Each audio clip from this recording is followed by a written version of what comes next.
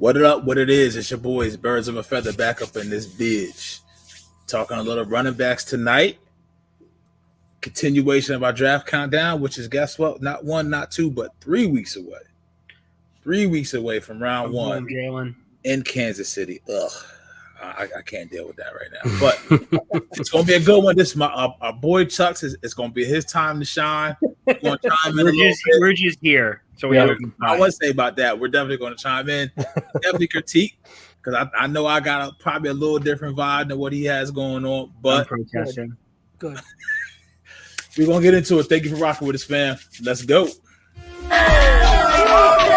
Oh my God!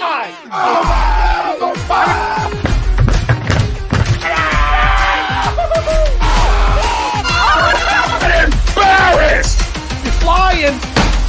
Oh, come in. It's almost time.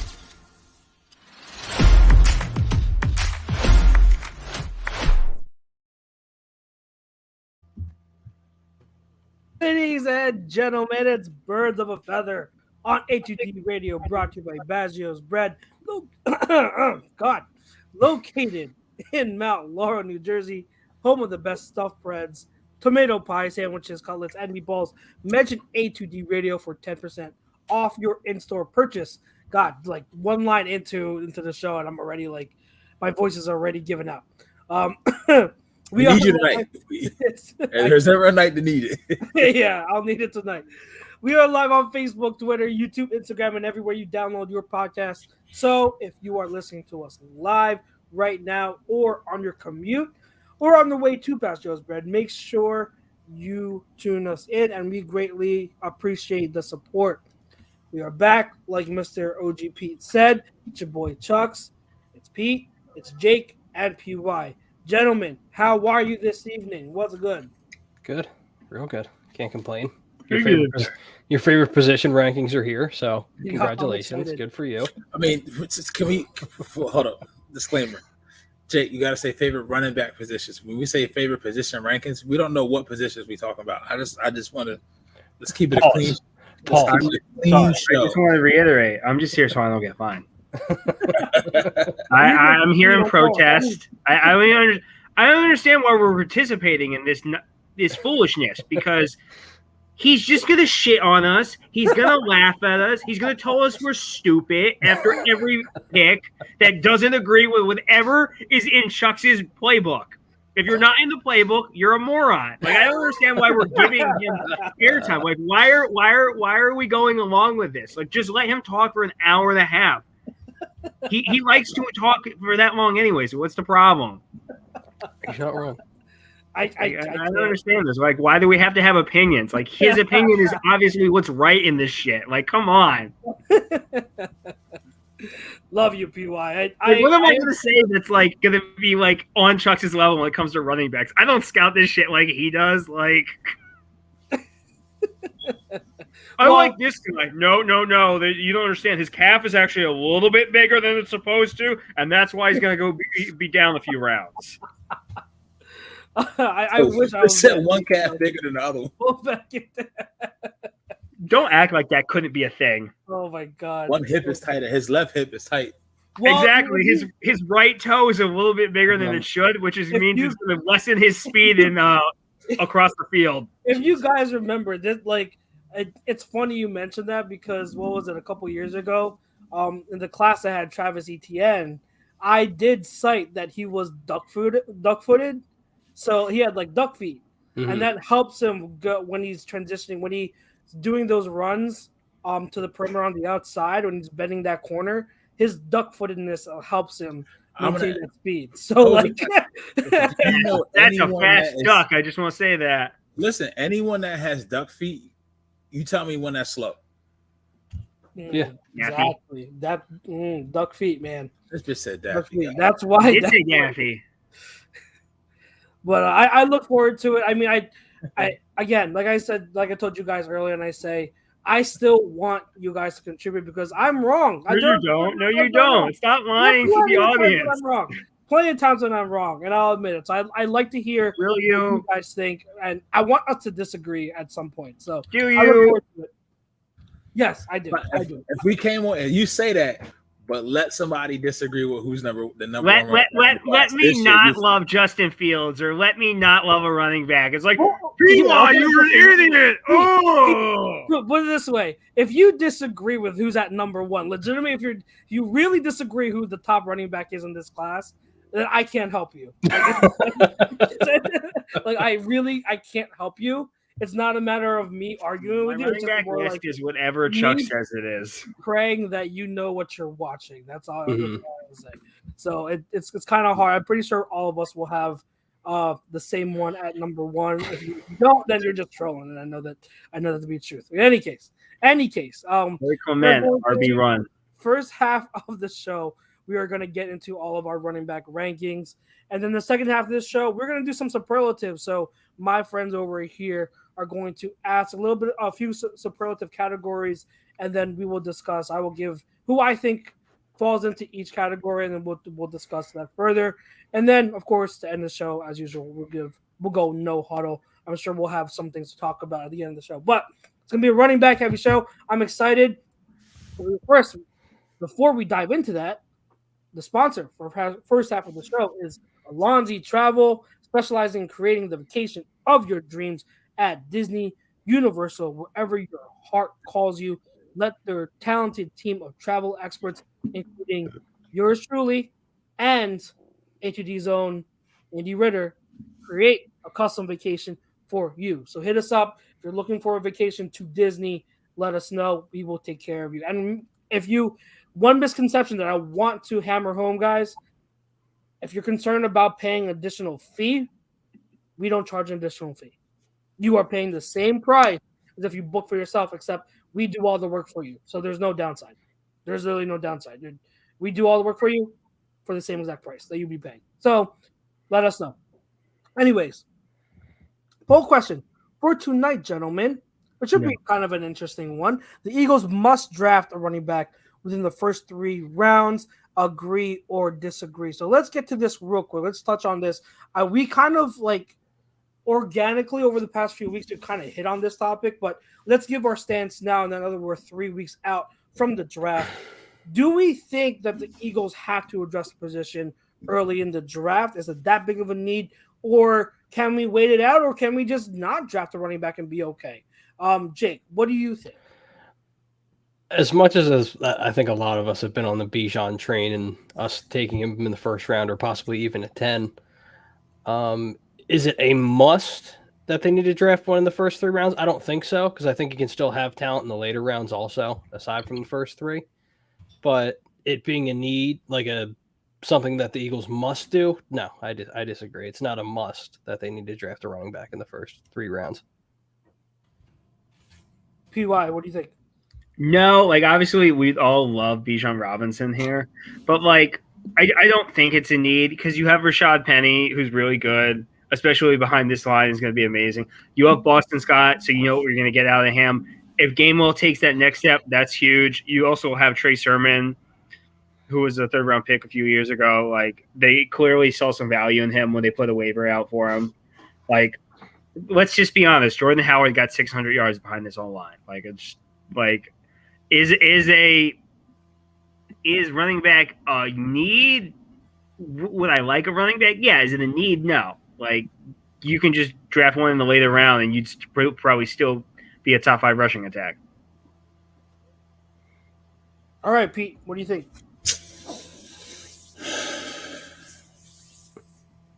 They need to address it at some point in this draft. I don't think you can come away from this draft without drafting any running back at all. I mean, especially how the league itself looks at the position across the board. It's not like you want to go into it and bank on, all right, well, we got our running back room now. I mean, if you look around the league right now, it's probably one of the most underproven, or still something left to be proven. I know that's the same thing as underproven, or it's just not. It's not one of the best ideal running back situations in the league. If you look at just the room that you have, Trey Sermon, 3rd-round pick on his 2nd team, Boston Scott. Okay, he's proven that he could do it at the league and at the high level and stay healthy somewhat. Then you got Kenny Gainwell, hasn't really proven it. You know, in my opinion, you know, he started to come on a little bit last year. I mean, we used to say about him all the time that he would kind of run in a straight line. He gets the hole, which is a good thing, but there was really not that much wiggle to him, right? And then now you got Rashaad Penny. Obviously, that's high. That's very low risk, super high ceiling if he's healthy. But once again, this hasn't proven it. So when you look at the running back right now, it's not the most stable. It's not the most ideal. So I definitely think you have to address it at some point within the first 3 rounds. If the right guy is there that's on their board and matches up to the need and to the value, of course. But we've seen, hell, we just went against cousin of mine through marriage, just won a Super Bowl against us, round 7. Isaiah Pacheco, right idea, right scheme, right system, right value. Shit can happen. You don't. So once again, Chris Carson, Seattle, 7th round pick. Obviously, I think he's out of the league now because of injuries, but you can find production. It's just, and let's not fake the funk. They have tried. Kenny Gainwell, they've tried. You feel what I'm saying? Like, they tried to find running backs on day 3, late in day 3. But when you look at, we don't have a 4th, right? We don't have a 5th. As of now. I mean, that is true. That is true, PY. So 6th, 7th. I mean, I know Chucks can speak to this a little bit. Got any more cousins out there? I know Chucks can speak to this as we get into it further. After the poll question, we get into our rankings. Like, this is a deep class. I mean, what would you say, Chucks, just without giving too much away? How deep is this class? Obviously, everything falls off after. I would say severely falls off after the number 1 running back, right? But then, how close are 2 through 10? Is it a severe drop off? Is it a minor drop off? You're muted, I think, sir. Sorry about that. How close are they to number 1? To be No. Number 1. Number 1 is in the class by itself. Yeah, class by itself. I'm just saying, how deep is this class? Maybe can we pick somebody? Is there somebody that you like in the 6 or 7? But just give me a number. How deep is the class? Are we talking 10, 12, 15 deep? So I'll give a round number. I'm pretty much done, like, all of, like, the top prospects. Okay. And I can tell you right now, the number of prospects I have that have gotten day 2 or round 2 to 4 grades is about like 10 or more prospects with round 2 to 4 grades. That's a lot. Like, I keep watching over and over prospect after prospect, and I'm just like, geez, another good one. Geez, another good one. Geez, another good, like, and at some point it gets so repetitive where it's just like, you kind of question your process. Like, am I doing this right? Am I, like, being too generous with these grades? But no, like, everyone agrees that you talk to, when you got this running back class is deep. And so, like, there will be choices. Now, and I'm sure all of you would agree, because Pete, you just alluded to it. Let's not get it twisted, because there is a drop-off. And Bijan is a different species when it comes to running backs, and like, he is truly special. I think who one of you posted that tweet about how, like, there's a report about numerous teams and GMs see Bijan as a potential Hall of Famer. Mm-hmm. Like, we've been talking about it. Like, we've been saying to say that, I think it's disrespectful to Bijan and to the process as a whole.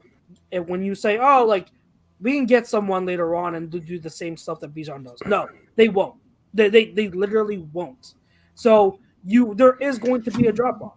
There's going to be a drop off. If you're not someone that's in the running for Bijan, the other guys, there's going to be a drop off, because that's just in general. Anytime you have a talent like him, it's different. There's a drop off from him to everyone else, and then he could be in any other draft class, and it would be the same thing. So let's make sure we make that clear, because I get really annoyed when I see that. It's just like, that's disrespectful to any position. Like, it's like saying any elite talent really doesn't matter to, compared to everyone else. You can play anyone. That's not the case. So Pete, I don't know if you wanted to, like, if you had anything else to add. No, but that you kind of hit the nail on the head there, where that's what I'm thinking. Like it is somewhat deeper. I want to give a quick shout out to Ryan Swope, Don. I call y'all y'all in the birds of a feather fave 5. Like you remember T-Mobile had the fave 5. Fave 5, yeah. Y'all in the top 5. Thank y'all for rocking with us like y'all do every week. Brian Wilson, CJ thing. He's out of the fave 5. Wills, we don't have a 4th or 5th round pick. I literally, your comment had me look it up. So right now we have 10, 30, 62, 94, 219, and 248. That's it. So we have the 2 1s, a 2, a 3, no 4, 5, or 6, and 2 7s.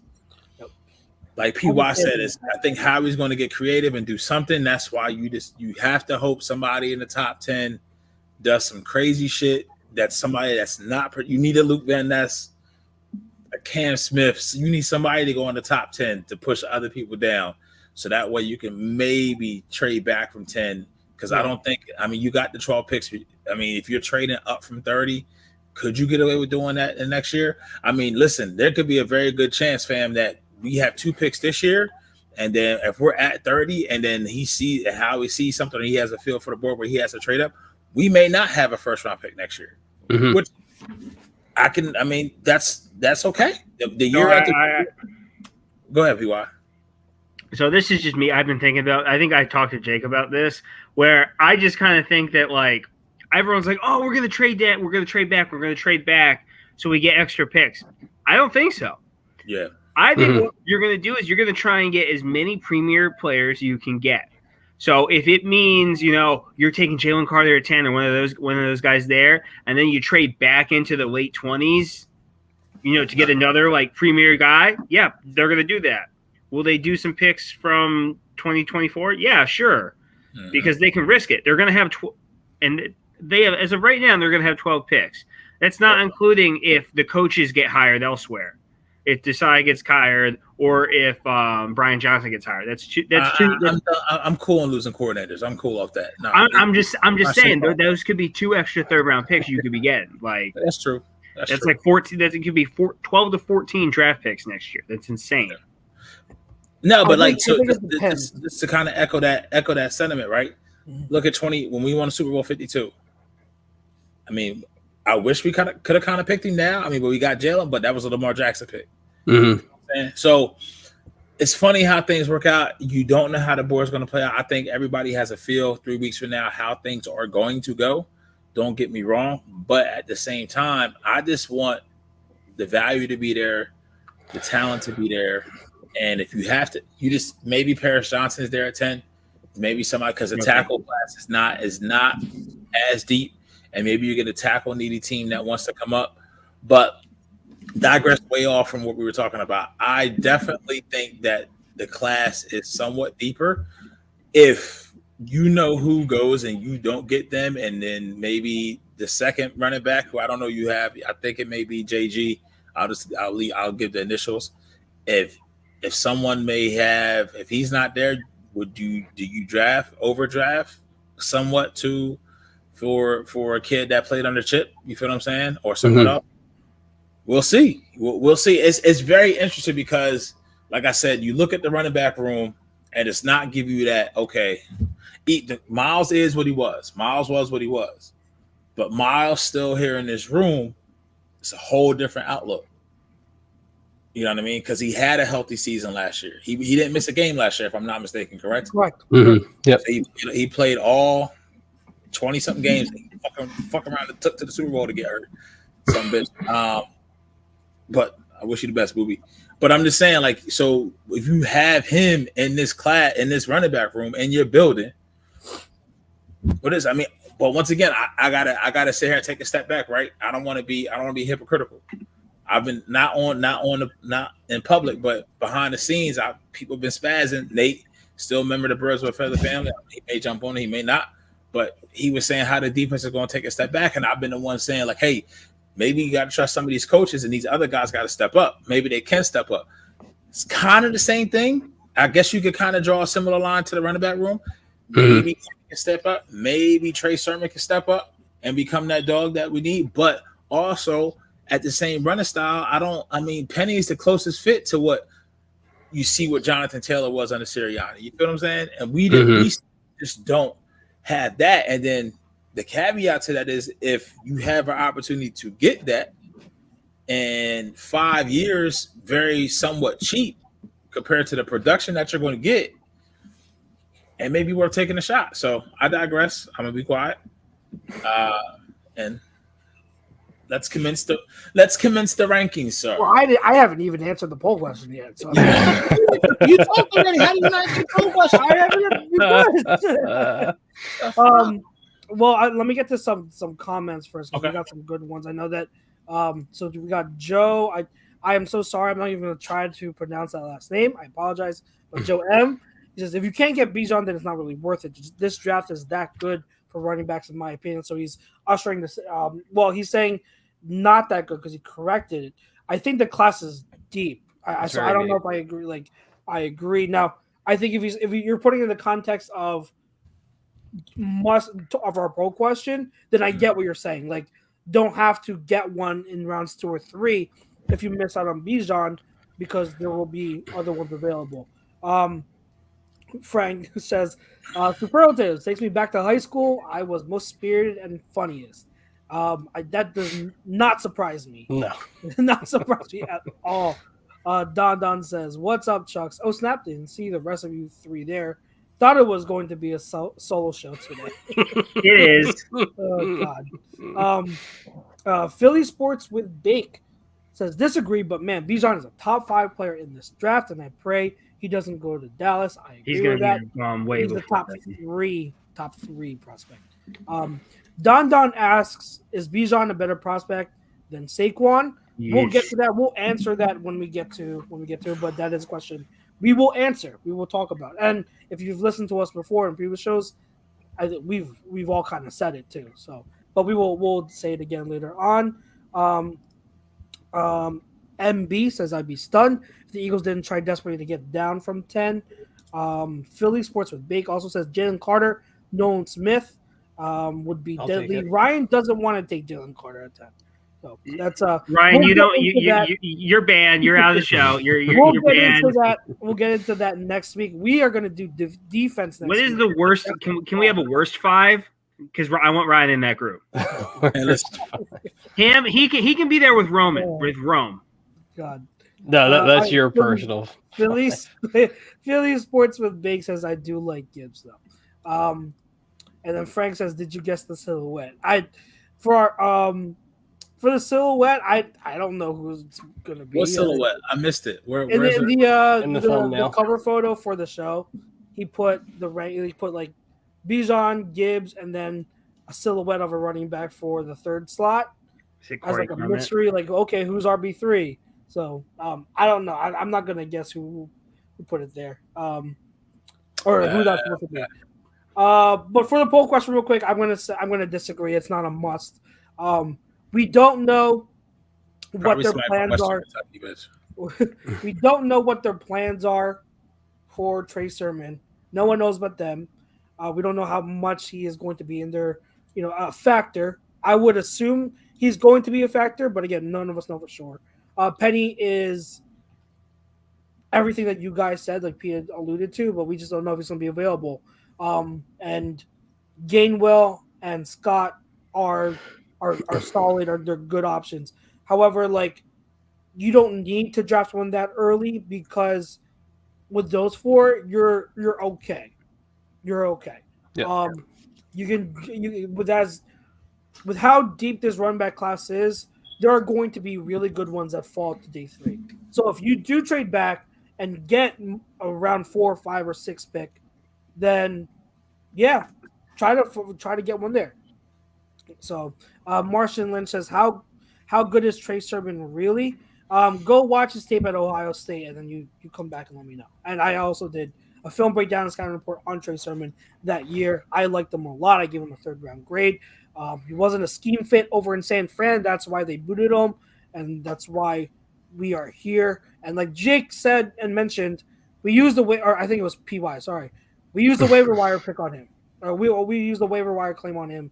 We kept him active all season. If we didn't, something just tells me if we didn't think he was that good, we would have just put him to the practice squad. or we wouldn't have, used the waiver claim on him, but we did. So I'm just assuming, but no one knows for sure. But Trey Sermon is a good running back prospect. People just don't want to consider him because he was cut from the Niners. So, all right, so let's get into it then. All right, let's do this as I pull this up. It's lagging for me. I don't know. Sorry.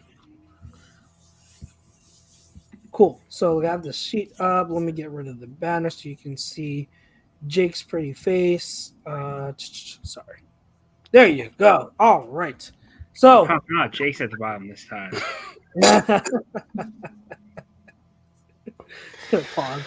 God damn it. I'm on top. All right. So we're going to approach this the same way. Did you guys like it the way we did last week, where once we mention a name, then we talk about if he's ranked, and then we'll discuss that prospect? Yeah. You thought that was smooth? Okay, good. Because I kind of like how it went because it made the conversation, I think, a little smoother. Pete, how many running backs did you rank? 5. PY, how many did you rank?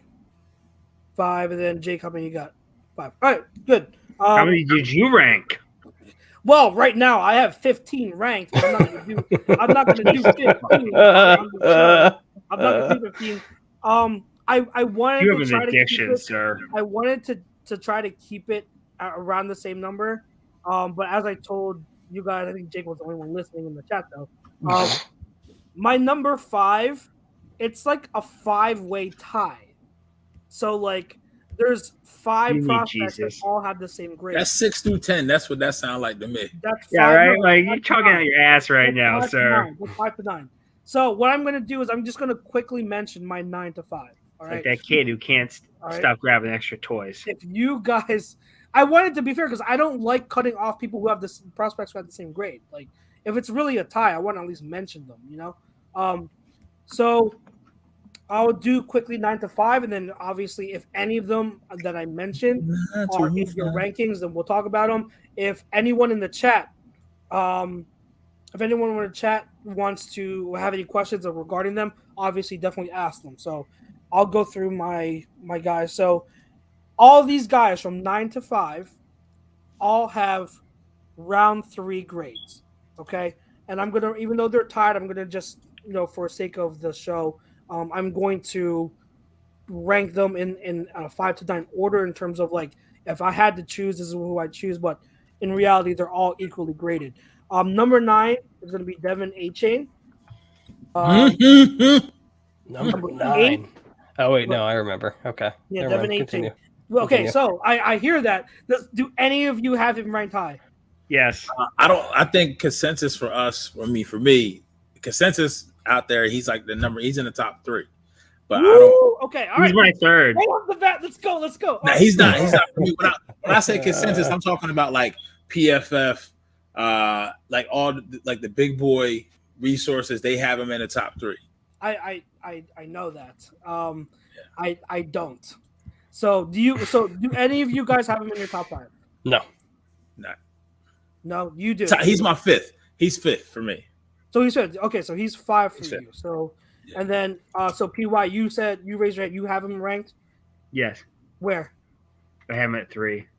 3. Okay. PY, you guys tell me why. He went to CBS Sports. Yeah. Okay, so you guys tell me, what is it about him that you do like? That we do like? Yeah. Why? I like the shiftiness. I like the fact he can do it. He breaks a lot of tackles. He's fast. He's very fast. Yeah, he's shifty. Fast. Like I don't know about shifty, but he's fast. He's very fast. I mean, if you're breaking tackles, you're a little shifty. Not really. It's 2 different things. You're elusive. That's not the same as breaking tackles. That's forcing a missed tackle. Breaking a tackle is when someone literally has contact on you and you shed the tackle. That's a difference. Anything else you guys wanted to add? Obviously, he's super fast. His 40 time was the best. It's 4.32. Yeah. So yeah, he's got elite speed, true elite speed. And I mean, he's small. That's another concern too. He's small, so durability is a concern there. And then I think Chuck's biggest issue, and then I looked more into it after he not bragged about it, but he basically hammered the point down our throats, was just his straight line speed. He just like once he goes, you can't stop him. Forrest Gump. So it's just like if there's someone in front of him, it's tough for him to change direction with how fast he is. Yeah. Anything else you guys want to add? Okay, so keep in mind, guys. Remember, so he's tied for 5th. So I don't have him that far off. He's 9 because I have to list five different guys. But he's tied for that 5th rank. Now I've been saying for weeks there are concerns. I don't think I'm as high on him as a lot of people. And what you guys say is true. Like he's well, for one, he's got good vision. He's definitely got good vision. He's got good feet and quickness and agility. His burst is great, and his speed is truly elite. So like he's deadly in terms of that. He plays bigger than his size would indicate. So he's aggressive, and he's not afraid to be physical. So I do like that about him. 5'8.5", 188 at the combine. He's small and he's thin, but he doesn't let that stop him from playing physical. He's got great ball security. He's a solid pass protector and solid receiver. So he's about average in those areas. It's not a limitation or anything. But the main concern I have with him is, what Jake said. I've been hammering it home. He is so fast, but he has issues with controlling that speed. Mm-hmm. If you remember that drill at the combine, he makes that cut out of the bag and he gets vertical, but then he can't elude that one bag. Mm-hmm. He tries to make a cut and he can't. Once he gets to that speed, like he's so linear that if he has to make a cut, he doesn't know how to control it. And that's where I have a concern, is that you have to. Now it's not a major concern, but like if there's one area where I want to see him improve, is being able to control that speed more. His lateral shiftiness isn't where you would expect him to. We're expected to be, and he has trouble gearing down. He's not that strong, obviously, with his size, and so he's going to get out muscled. And then as a receiver, he can be used a lot of ways because of his speed, but he still tends to body catch often. So he doesn't. He has to show that he has good hands. Like he flashes good hands, comfortable catching outside of his body, but he doesn't. He still tends to body catch. And I'm gonna keep this in mind, like, guys. When we talk about receiving ability, one thing I look for, and I want you guys to keep in mind, and I'm talking to the listeners too. When you talk about a receiver, especially a running back, you want to watch for when they catch the ball and how they do it. If they are constantly catching closer to their body and body catching balls, that is a red flag. All right, that is something you have to keep in mind. There's a difference between doing, because you don't want to do that often. That's how you have drops. But if they show that they're constantly catching away from the body, they're extending their hands outside their frame and catching it softly, with their hands, grabbing, plucking the ball out of midair, that's a sign of really good receiving ability. So you gotta want to show that. A-Chain does have flashes, but there are times when he could catch outside his frame with his hands, but he doesn't. And I want to see him get into that habit more. So I do like A-Chain more than I initially thought I would. But again, I gave him only a 3rd-round grade, and I don't have him as high as others because of control with his speed and his size. Like that size is concerning. 188. Now, are you gonna you're gonna ask how is he gonna be used at the next level? That's part of the projection. I would hope that teams use him as a dual threat. If you're trying to expect him to carry the ball 15 to 20 times a game, you're not using him right. Use him as a dual threat. Get him out into space. Get him to the perimeter where he can use that speed. That's how you want to use him. All right. So if he does that, I like his attitude in his game, and that speed is there. But there are still concerns, and I definitely disagree with what PY said. He's not shifty. He's not elusive. He's just super fast, but he can't make people miss in a hole. You know what I mean? He just he just goes straight ahead. Let me see if there's anything. I'm trying to look for any comments regarding Don. Don says top 3. Are you serious? Chuck's definitely gonna call someone a dumb. Guess why I did not want to do this drill. Martin says Tank Bigsby, number 1 running back name. Yes, his name is awesome. Yes. His name is awesome. Yeah. All right. So anybody want to add anything to the Devin Achane? No. All right. Number 8 is going to be, and this is a real big sleeper for me. And again, he's tied for 5th technically. Ion Evans. Any of you guys have him? I doubt you guys have him. No. Okay. Super sleeper for me because you hardly hear his name. Who is it? Evans? And Evans? I don't know why. There are 2 running backs that I in my top 9, 10 that like I'm like, whoa, like why aren't more people talking about him? You guys already know one because I've been preaching his name for the past month or so. But Tyon Evans is the other one. Like I don't know why he's not getting more more talk. Big guy, super dense, super muscular, super thick. Pause. He's a power runner, but man, he's got good feet. Good feet, and his burst is pretty good too. So when you tie those in together, when I look at power runners and physical downhill runners, I need to look to see if they have good feet. Because if you don't have good feet, that power running style isn't going to get you far. But Evans has good feet. He reminds me a lot right now of what he could be, like his ceiling. He reminds me of this is like a little bit of an older name, but Travis Henry. You guys remember Travis Henry? Yes. Mm-hmm. Yep. Yes. Powerful runner, but could move pretty well. Evans also already a good pass blocker, man. He can pack a punch when it comes to pass blocking. And he showcases some good hands. I'd like to see him improve there, but I don't know why more people aren't talking about him. Like he could be like the next Devontae Freeman type of runner, or like even like I said, I already mentioned Travis Henry, similar to like Ray Rice, like that type of guy. Like he's super built. Mm-hmm. So if you're looking for a powerful running back that can still move pretty well, Tyon Evans is your guy. Did you guys have any thoughts on Evans or not really? Because no, not really. Okay, maybe a cousin. Maybe a cousin. Number 7, again, I need to reiterate, Wood technically is tied for 5th, so he's really not that low. Zach Charbonnet. Okay. You have him at 7? You guys have him ranked in your top 5. Yes. Okay.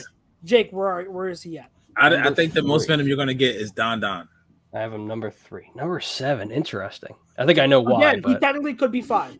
He technically could be 5. Again, I want to reiterate, 5 to 9 are all tied for 5.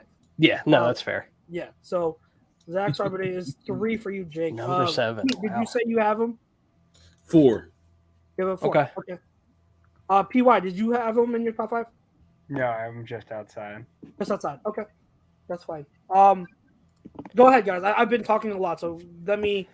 I think that your show. We're just here. For the status, what we already know, big back, he can kind of do it all. Mm-hmm. I would like him to be a little more consistent with breaking tackles. His hands aren't the best. Not bringing a lot of pass protection, but not a lot of these guys aren't. Coming out, that's not something they do at the college level. And if you do have it, you're already ahead of the curve, right? Mm-hmm. I like him more than Achane just because I like his size. I like his consistency in how he can get tough yards and he can operate in space. For a bigger guy like he is, he definitely excited me somewhat with just how his hips move, his fluidity. Pause on all that I just said that sentence, but that's how I view him. I don't know if Jake has a different take. I had to knock him a little bit for the hands, just for the hands, easy catchable passes. Got to be able to do that in the league now. That's the way we're trending. Yeah. Yeah, and that like basically everything that Pete said. My only other knock, and I think this is kind of where Chuck's is leaning with it, his pass blocking isn't great. That's one of my bigger knocks with him. His pass protection, he's not that great. But I just picture him, and again, I'm looking at it through like an Eagles lens also, but he's so talented, and kind of like the way that we're going to, we're kind of getting more big backs and that whole thing. But no, I like him a lot. And again, he's one of my draft crushes, so I'm a little biased, but I think he can do it all. Again, is he like a great route runner? No. Is he great catching out of the backfield? No. Does he have amazing hands like Pete said? No. But I think it's just like a pure runner. He'll kill defenses. He'll just kill defenses. I definitely think he's missing a marketing opportunity. I mean, as we have like Bijan Mustard. I mean, Chardonnay. Yeah. Not even Chardonnay. I wasn't even thinking of Chardonnay, Cabernet. Chardonnay. Oh, yeah. Dude, Zach, you gotta start your own wine. There you go. I like what you guys said. Jake, surprisingly, like I don't agree with the pass protector thing. I think he's already a good pass protector. I think he uses his size at the point of attack well, and he uses his hands pretty well. I think there are times where he misses assignments, but I think that is something like Pete said. Most running backs will miss assignments. It's in college. They don't teach that, but I think his technique is already ahead of the curve.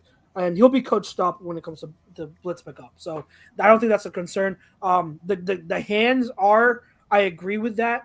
I don't think it's a matter of, I don't think he body catches, but it's a technique that I learned from Matt Wallman. Check when a receiver catches the ball, if they clap their hands, if that's their technique. That's what Zach Charbonnet does. He claps too much. And when you clap too much, that's bad. That's not how you want to do it. You want your hands to be out like this and welcome the ball in. Right. When you're clapping, you're trying to base it on timing and trying to grab the ball at the specific time. And that's not how you want to do it. That's what Charbonnet gets into a tendency of doing. So he has to fix that. But I think that can be fixed. It's just a matter of hammering it home. As a pure runner, he's one of the better runs in the class. Really good vision. Can run both in a zone and gap. I think his feet and agility, quickness they're good, especially for his size. Someone big like him. He has good contact balance, great strength and power. Like this is a power runner again. So he's physical between the tackles. The main area of concern and why, if I had to choose, he'd be at 7. But again, I'm hammering it home. He's technically tied for 5th. But the reason why I don't have him as high, the overall athleticism just isn't there. Like he doesn't have burst or explosiveness. He doesn't have speed. And in today's game, I value that a little bit more. Like that burst is one of those important traits for a running back.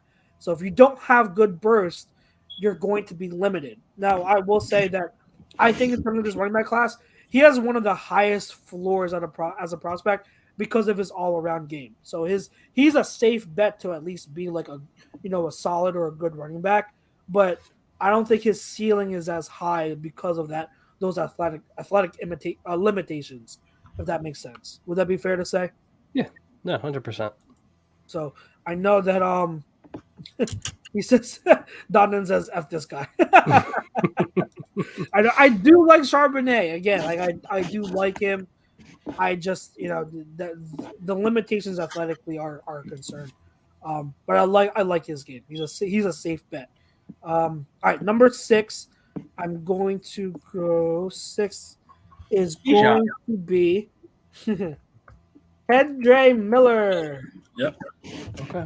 Kendre Miller. Other TCU running back. Wasn't he hurt in the national championship game?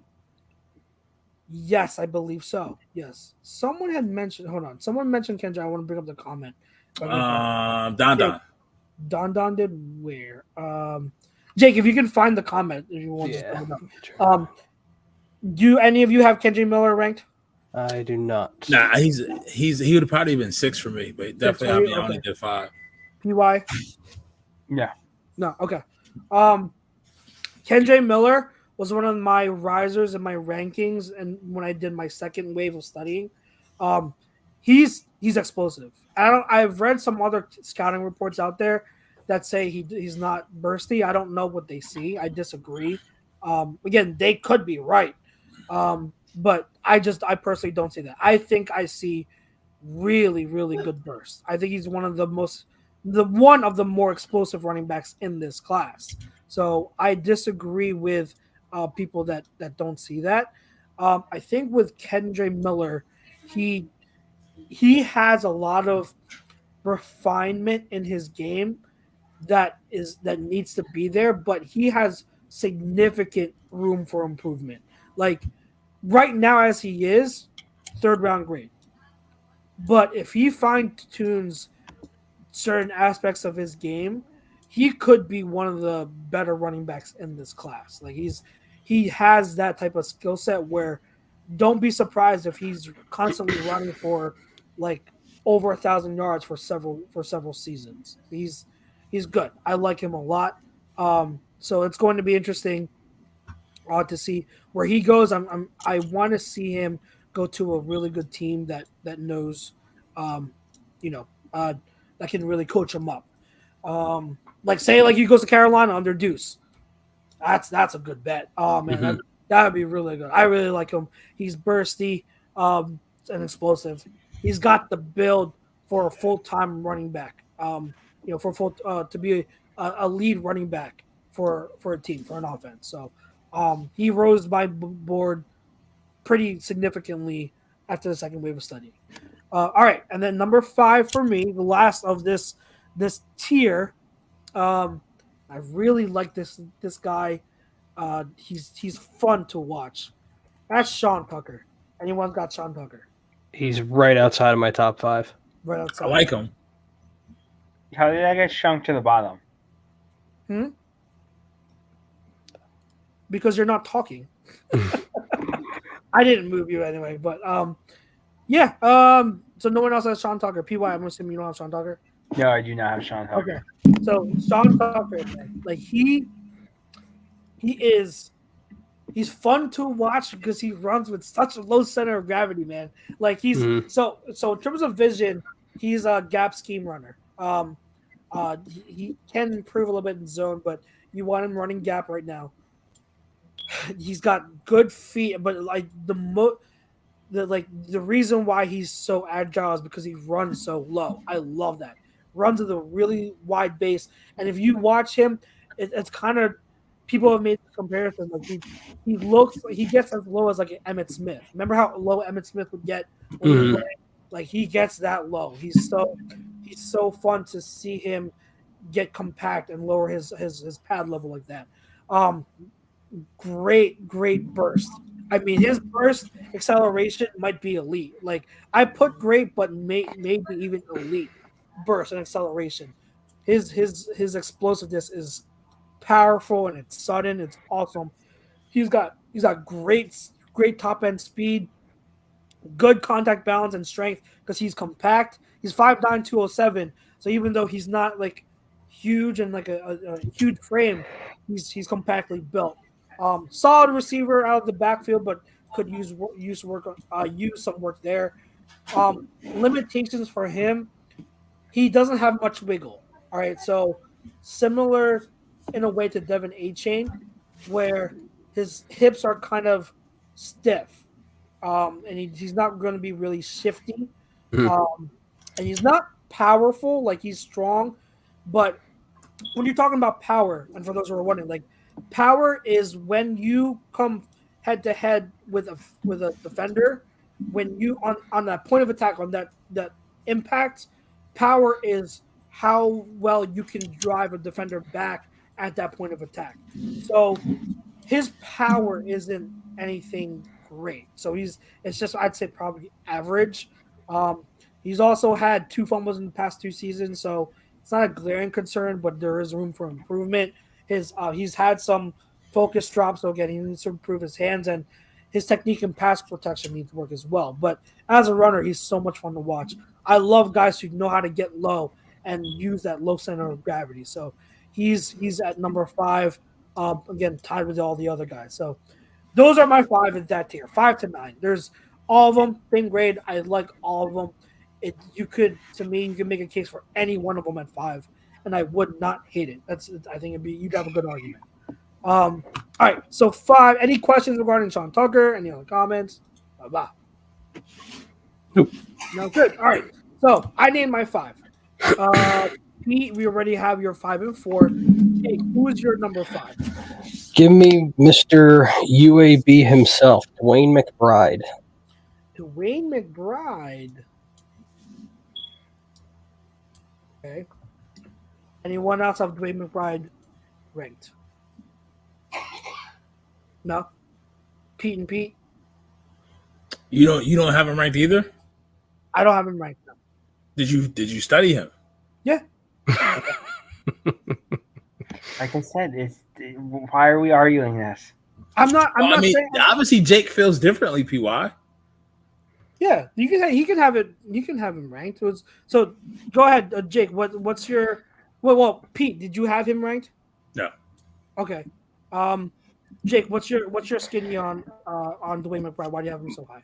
He really reminds me, like after watching like a lot of tape on him, he really reminds me of like a Marlon Mack type of running back. And you look at his numbers, and again, it might be the competition that he went against, but his contribution just in this season alone is insane.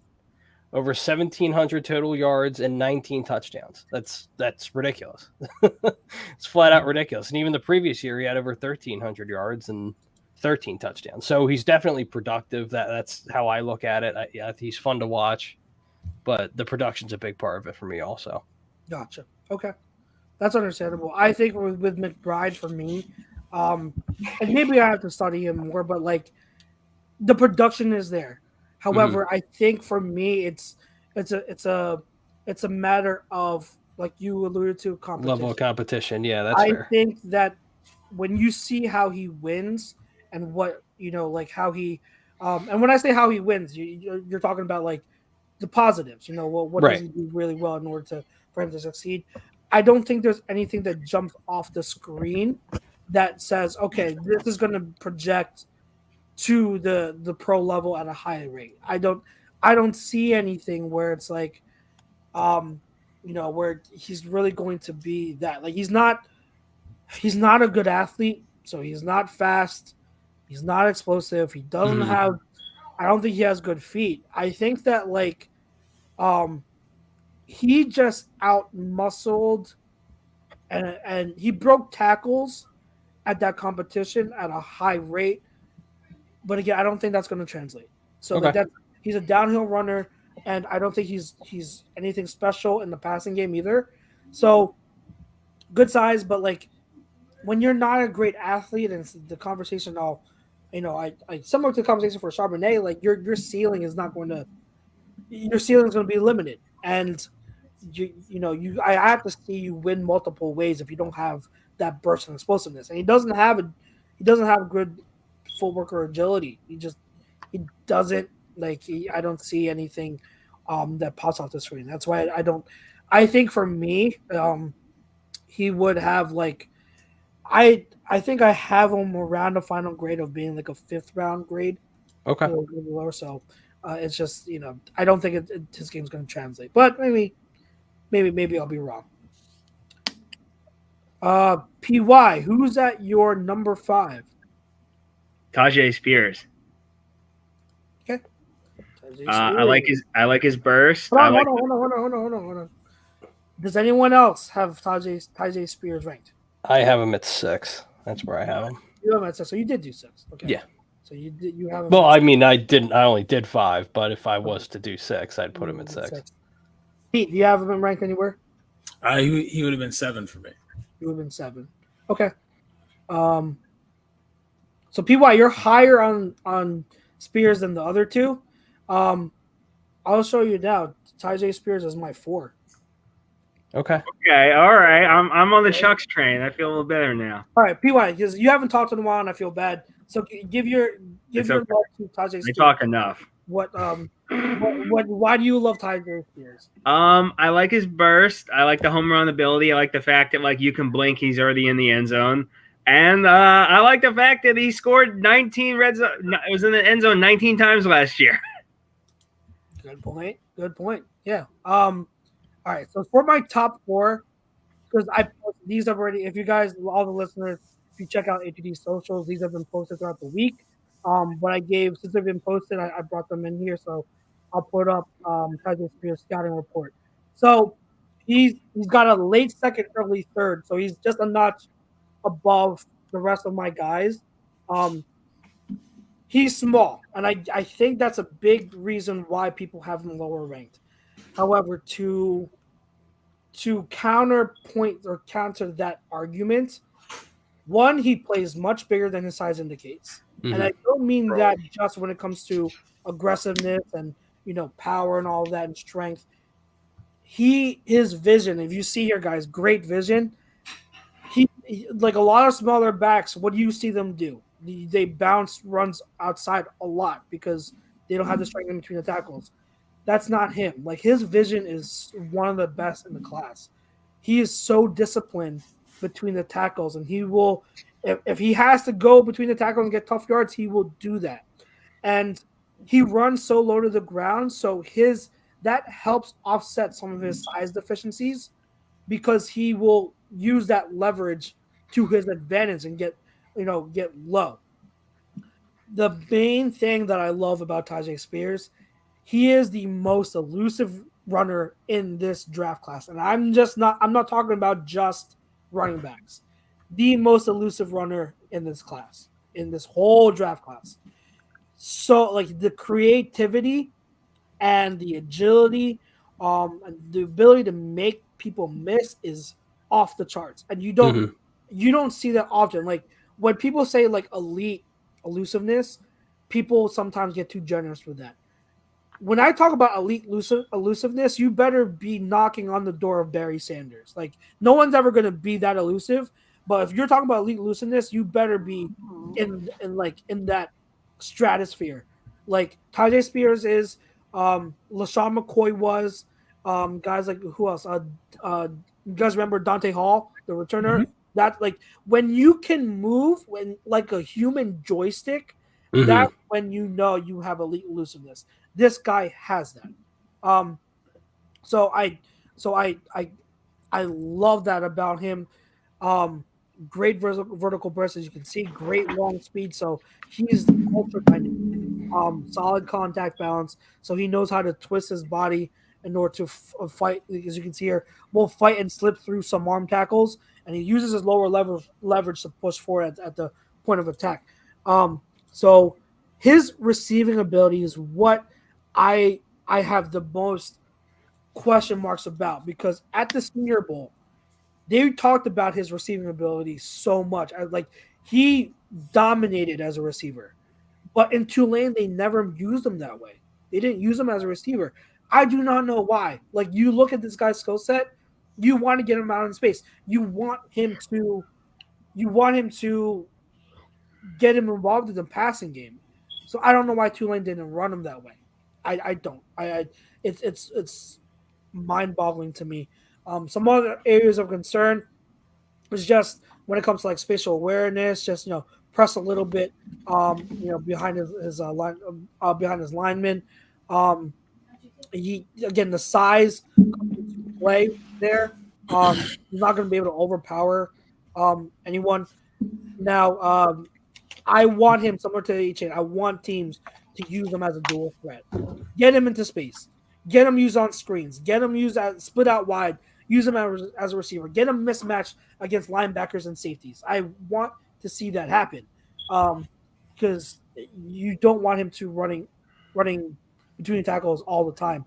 But the thing is, when he does, he can do it at a very, very good efficiency. So Tyjae Spears, he's on my RB4, technically tied for RB3 because he has the same grade as my third guy. So that's why. Anything you guys wanted to add? So Jake and Pete, you don't have him ranked this high. What are your concerns about him?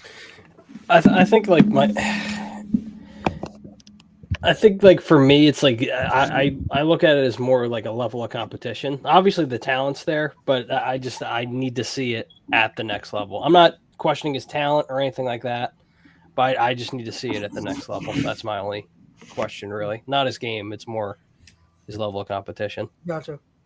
So, like, I just real quick, if I'd have ranked 6, 7, and 8 for me, if I'd have did 8 deep, Okay. I'll put him up. He probably would have been 6. Okay. Bigsby 7. Bigsby 7. Okay. And I'll give you an 8. This is probably a sleeper. I don't know if you did this dude yet. Keaton Mitchell. Yeah, I did. I can talk about him if you want me to, but I've been talking a lot. I feel bad. He's small, man. He's just 179 pounds, 5'8", fast as shit. Led all the college football. He had 31 plays over 15 plus yards. But once again, it kind of goes into Jake's point, the competition. So, you know what I mean? My 3 is going to shock you. My 3 is going to shock you. I'm saying that right now. Good. I wanted to. Keaton Mitchell. One of them again. I talked about Spears being the most elusive in this class. Mitchell isn't that far behind him. Super elusive, super fast. But the thing is, his vision is poor. Yep. The vision is poor. Like he bounces everything outside, and that's why like he's not going to get you. Like you have to limit it in the running game because of that. He's not disciplined at all. Obviously, also his size, he's small. So again, like if you can use him similar to like he reminds me of like a Jerick McKinnon, right? So he can have a role. I think Keaton Mitchell, I put like what grade?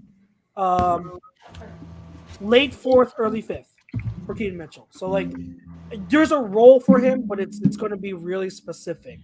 And he's the lack of vision really bothers me where I have to boot him down a lot. But I do see where you're coming from in terms of man, super fast. So I get it. I totally get it. I don't hate that. So, Chris does ask, how do I rank Spears versus Gainwell?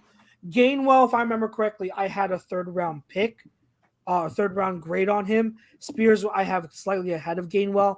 I think Gainwell, the difference between the two, Gainwell was a much more polished receiver, and that's what I loved about him and why I graded him so highly a couple years ago. That receiving ability was like so good. But he wasn't as – here's the thing. Again, Gainwell is not that as explosive as people assume he is. It's decent, but he's really not that explosive. He's quick. He's agile. He's very quick and agile, but he's not that explosive. His long speed isn't that great. So he's limited in that area. But it's his receiving ability that I loved about him. But Tyjae Spears, to me, if Tulane used him so we could see it more on tape, his grade would have been like 2nd round or early 2nd for me. But because it's more of a projection, I can't put him that high. I just can't. Like, man, if we could have seen him being used as a receiver, he would be in the same category as Jahmyr Gibbs for me. I'm telling you, like, but we just haven't seen it, so I can't. I can't just assume. But yeah, and then Don asks, I like Muhammad from Minnesota. Ibrahim. Muhammad. Doesn't he have a lot of carries on him though? He does. A lot of carries. Here, I think Jake, I don't know if you remember when I posted about him. He reminds me of Dameon Pierce, but like not as good as Dameon Pierce. I don't think he has the he has that violent nature of running and he has that contact balance, but I don't think athletically and explosive wise he's up there with Dameon Pierce. I mean Dameon Pierce wasn't that explosive, but I think Ibrahim is even lower than him in terms of explosiveness. So Ibrahim, I have a round 5 grade on him, on Ibrahim. Great name though. Great name. It's pretty good name. Pretty good name. All right, so we are at 4 for PY. Who's at your 4? I like Bigsby. Tank Bigsby. Tank Bigsby. Jake, do you have him ranked? I do not. And then Pete, you have him ranked at 7. PY, why you love to Tank Bigsby not to put him at 4? Outside of the name. The name is important, okay? You can't doubt a name, okay? There's just certain guys you see the name and you're just like, that's a dog, man. The name is elite. The name is elite. It is, and it doesn't. Here's the thing: it doesn't always pan out, but when it does, it's beautiful. And that's it. But that's it. Like I like it. I just like the way he runs. That's probably the most Charlie Chester thing I've ever heard. Charlie Chester on this show. I like the way he runs. Like, who are you just watching a random man run? I like this. That's really it. That's all you have to say. Okay, all right. I mean, you could have said like the offensive line wasn't that great at Auburn, played in the SEC, averaged 5.5 yards a carry, doesn't really do anything at an above average to elite level. I mean, but he's just solid. Mm-hmm. He's solid. But when I think he's a beast. Like I think I like the tape I saw on him. I like what I saw from him. Like obviously, like I'm not gonna be able to break it down like the way Chuck's could or. Like, I'm not expecting you to, but more. I think I'd like a little bit more than. Oh yeah, I like the way he runs. Like, I don't know. I think that up with, I like the tape I saw of him. Like, what? Like, I think there's power when he runs. Like, it's just. I'll give you that. That's a good assessment. Like, I truly think when he runs, he can knock someone on their ass. Like, and I kind of enjoy that when he runs. Okay. Bigsby is one of the guys. I do have a prospect scouting report coming out on next week. Are we doing what? Are we dropping one of those a day? Yeah, one of them a day. Okay. So this week and next week, I'm doing 10. Now the 10 that I'm doing, they're not necessarily my top 10, although most of them are. But yeah, they're not necessarily my top 10. P, I know you already talked about him a little bit. Is there anything you wanted to add to it for Tank? I mean, best name, but I mean, you don't think of Auburn for the offensive line. I'll put it like that. Yeah, I can't even tell you the last time an Auburn running back was going to be drafted. When was the last time an Auburn offensive lineman was drafted? Yeah. I like Tank. However, I liked him less on my second round of studying than I initially did. So I initially like A-Chain more. I like A-Chain more, a little bit more. And when I initially did studies, that wasn't the case. I think when I initially studied Tank, I was expecting one thing. I guess part of it was his name, but also his size. And then when I saw something else, I was like, "Oh, he's a fun watch."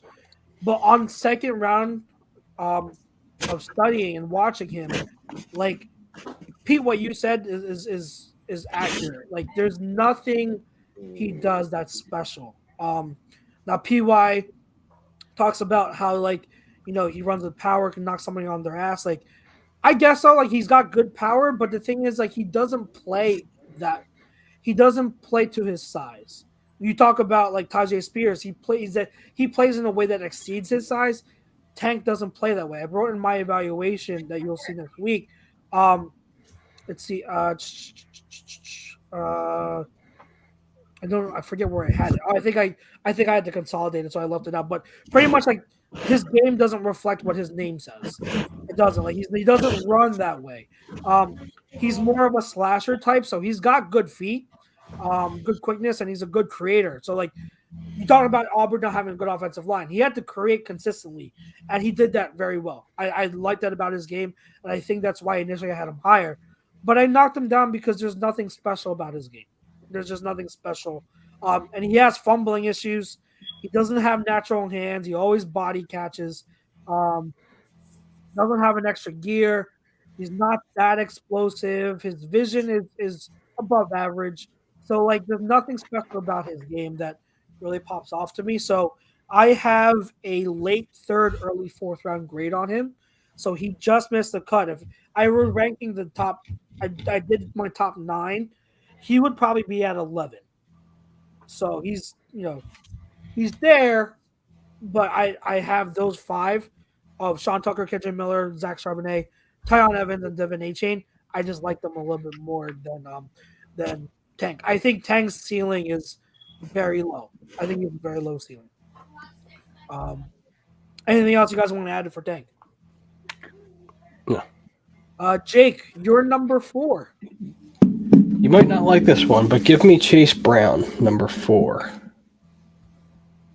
I like it. Okay. 4 is I just know you have him ranked higher. That's the only reason I said it. Considering where a lot of people have him ranked, 4 is still the disrespect that I didn't know he was that disrespected. I really didn't know that. I didn't get after all the talk about him. I didn't get to look at any evaluation, any film. So I just don't have him. Not because they hate him. Well, not hate him, but they just have him ranked so low. And the crazy thing is, if you read the evaluations, they all love him. And there's like a little tiny, like probably 3-4 sentences of negatives, and the rest are just positives. So I don't understand. His grade is low, and they don't talk about him. Like, I don't understand it. Maybe it's a size thing, but I don't understand it. He does everything you want him to do. I mean, does he run every route tree? No, but he doesn't need to. Great hands. He's a very capable receiver. Great vision. Again, it's just. But I think it also helps that Chucks is beating it into our heads with how good he is, and then we all start to see it. We're like, okay, this guy's actually legit. Yeah. But the disrespect is unbelievable. Unbelievable. I don't get it. Yeah. So Pete, you didn't watch him, so that's why you don't have him ranked. Okay, that's fine. I just can't give a fair assessment. That's fair. Don says, as a Michigan fan, Chase Brown was so annoyingly good. He agrees. I'm gonna. Pretty good too. I have him at my RB3, so it's not that far off. Like I totally get it. And again, I said that Tajay Spears has the same grade, so RB3, RB4. It's like that's so we have them pretty much the same. Again, I'll bring up my scouting report on him that is posted on ATD socials. Like, great vision. Oh my God, great vision. He's so savvy and intelligent. I remember watching one rep where he's pressing front side on the zone run, right? And on a zone run, you have to read your linebackers. And there's obviously, you have like a lot of times, especially on outside zone, you're going to have a backside defender that's unblocked, okay? So he creates a cutback lane by jab stepping to the backside to freeze that backside defender. And so the backside defender can't get to him in pursuit. And then that split second of having that guy frozen, that opens up a cutback lane and Brown takes it. It's the little things he does with his vision to manipulate defenders is so good.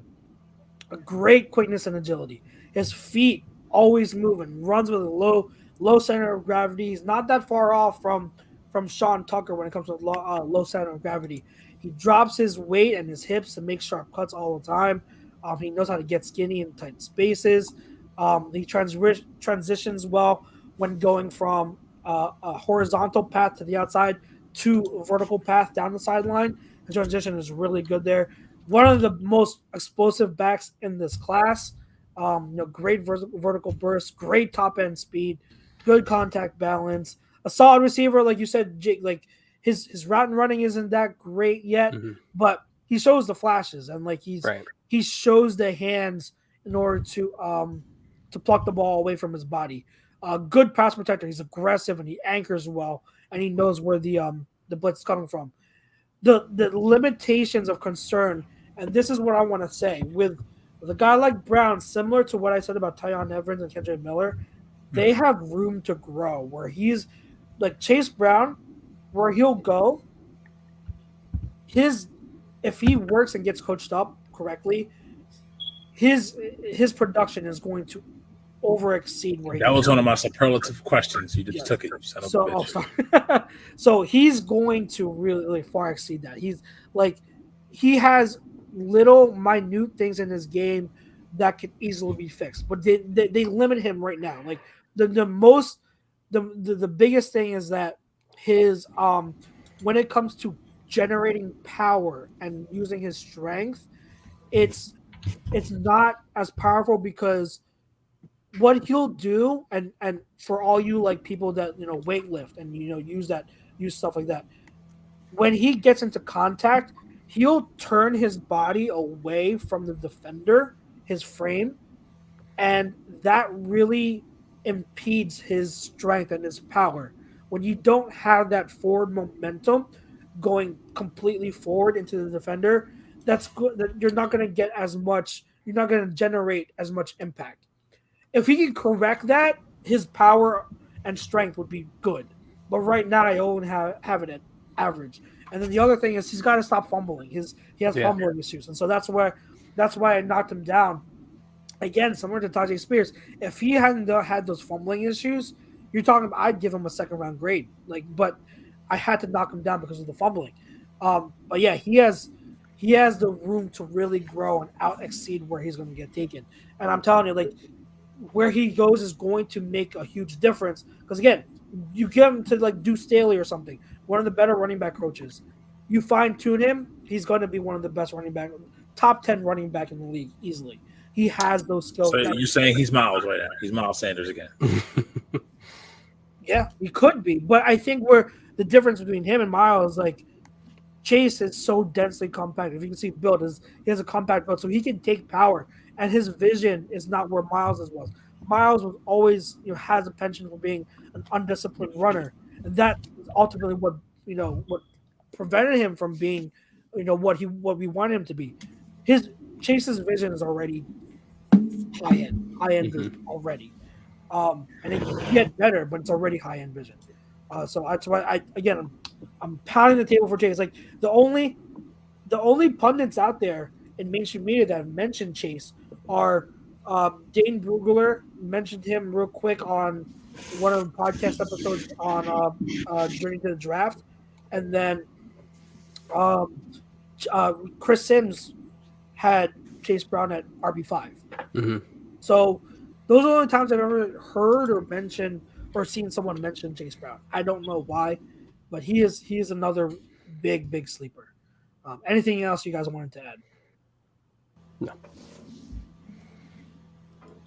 All right, so that's where we at now. All right, Pete. So you've been hyping this up. You said I wasn't saying hype. I said you're gonna be shocked. That's all. Okay. So RB3. Who's your RB3? All right. I'm gonna put you to a test, right?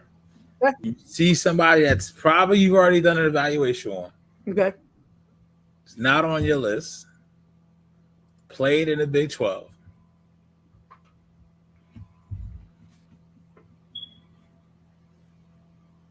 You want me to guess? I'm not going to be able to guess. So not on my list. Big 12. See, I don't memorize conference. Trent Richardson. Is it Rashawn Johnson?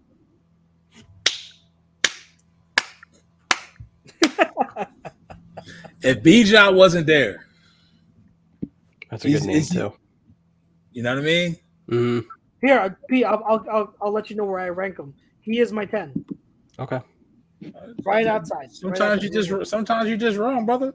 Sorry, little bro. That's fine. I could be wrong about Johnson. But yeah, go ahead.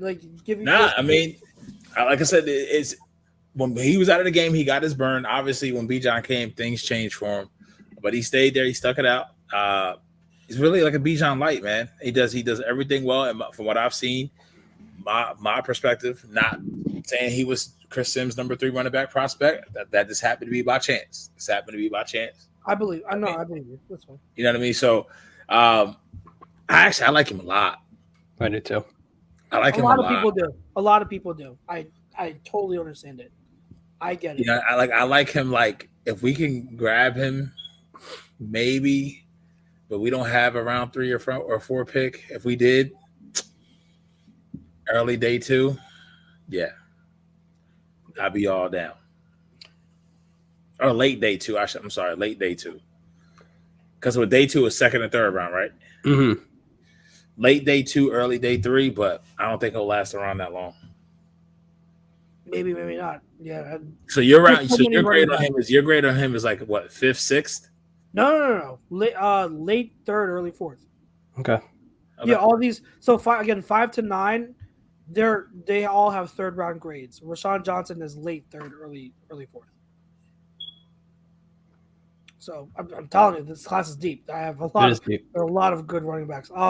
So with Rashaad, like the best way I can describe Rashaad, he's just your classic pure power running back. That's what he is. Now he can move. I think he can move. I think it's debatable how good his explosiveness is. I don't know. That's one of the things where I'm still trying to figure out. I don't think he's as bursty as some people are making him out to be, which is why I have him at 10. But I think that I could be wrong. I think also his agility and quickness aren't. I think they're average, but I mean for a pure power running back, that's fine. Like you don't expect it all. I think it's average. It's okay. As a pass catcher, I don't think anything is special, but his value on passing down is going to be pass protection. One of the better pass protecting running backs in this class. Like he's really good in pass pro. So I really like that about him. He's already ahead of the game. So like again, if you pure power runner, if you want a power runner who's reliable, got good vision and everything like that, Rashaad Johnson's your guy. I like Tyon Evans a little bit more because of the better footwork. I think that's what it came down to. I think Tyon Evans could make you miss, and he's a power back. Look at pictures of Tyon Evans, and you see like he's a big guy too. So that was the difference between the two for me. But I get the love. I totally understand the love for Rashaad Johnson. I just wish he had better footwork and was more explosive. That's all. Anybody else have anything to add? Jake and PY, I don't know what your thoughts on Rashaad are. Yeah, well, I think Pete said it best. He's more like a Rashaad light. He obviously he's not as talented, but the skill set's still there. He's like you said, he's a great pass protector and a good power back. But I didn't have him ranked that high just because I think the lack of snaps really hurt him more than anything. If he got more snaps, obviously I think he'd be ranked higher, but I think he really could, depending on where he goes. I think he could be a really good sleeper for a lot of teams in this draft. Yeah. I think you mean Bijan light. That's what I meant. Yeah, sorry.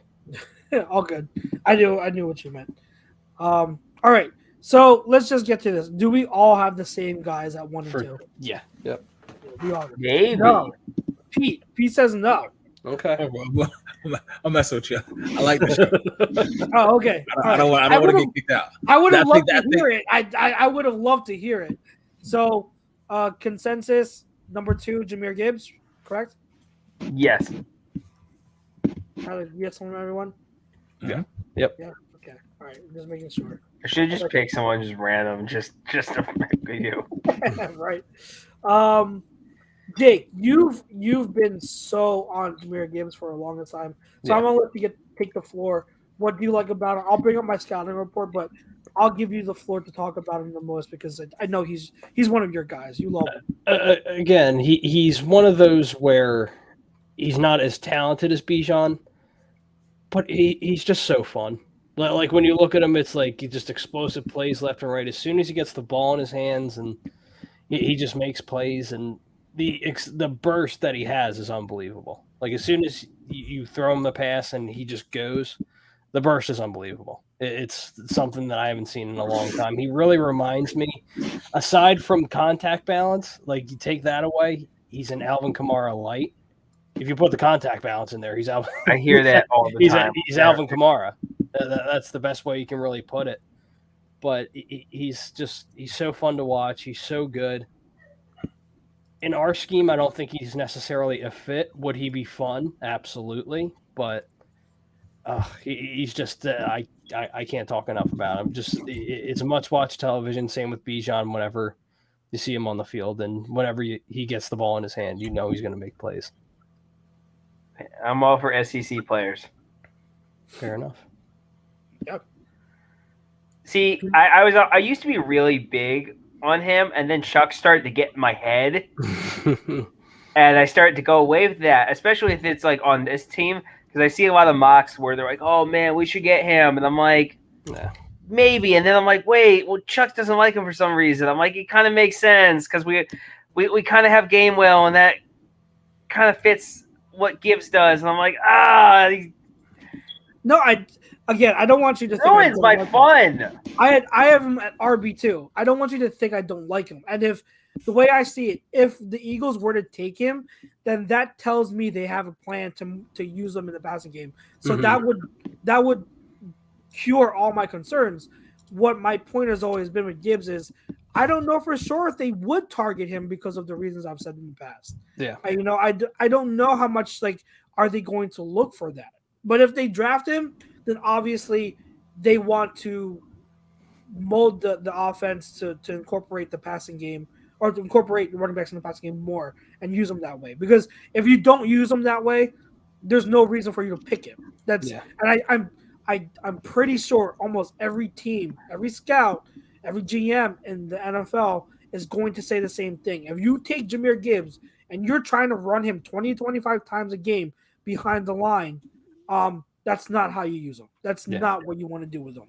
Yeah. So that's what I'm saying. I have him on RB2. I obviously like him. It's just more so scheme fit in terms of, is he a realistic target for the Eagles? I don't think so, but I would love to be wrong because he's so much fun. I hear the Alvin Kamara comparisons all the time. When they run, they look similar. Their stride is very similar. Frame, yeah, their frame. I had $1 for every time someone compares him to Kamara. I have a lot of dollars. I think that in terms of usage, it's dead on. But I think a better player comparison is Jamal Charles. That's interesting. I forgot. Right. I think Jamal Charles is a perfect in terms of skill set. Now, remember, back then when Jamal Charles was playing, teams didn't use running backs often like that in the passing game. I'd take that for a decade. Yeah, I would too. I absolutely would too. I don't think the Eagles are going to change the offense that way, but I would absolutely. He's so much fun to watch. That's such an underappreciated player. The way I look at his running style, it's just so smooth. He's such a smooth runner. He just glides. He's a lot of fun to watch. So, I love Gibbs. I'm eager to see where he's going to go, and I would hope that whoever takes him uses him in the right way. Use him the way he should be used. And then obviously Bijan at 1. We've talked I'm shocked ad nauseum about Bijan, so I don't think there's much to add to it. Other than that, he's special. He has so much potential. And to answer, was it Don's question about is he better than Saquon? Yes. Well, I don't know if you guys what you've seen. If you think he's better than what Saquon was when Saquon was coming up, I think he's a better pure runner. Yes. Yep. If you're able to convince me to take you at 10, you're a special goddamn brother. Yep. That's my one golden rule in football. Do not draft running backs early. Mm-hmm. And I'm willing to abandon that rule for him. Well, I think people have to understand, too, and this has kind of stuck with me since the Combine. Howie Roseman said in his press conference, he's like, we don't want to follow trends. We want to create trends. I love that. We want to go against the grain. We want to be different. Yes. So that it's in the back of my mind. Now, typically and historically, that's where everyone's going. Everyone's going historically. They don't value the running back position. They don't value the linebacker position. That's why they won't go there in the first round, so on and so forth.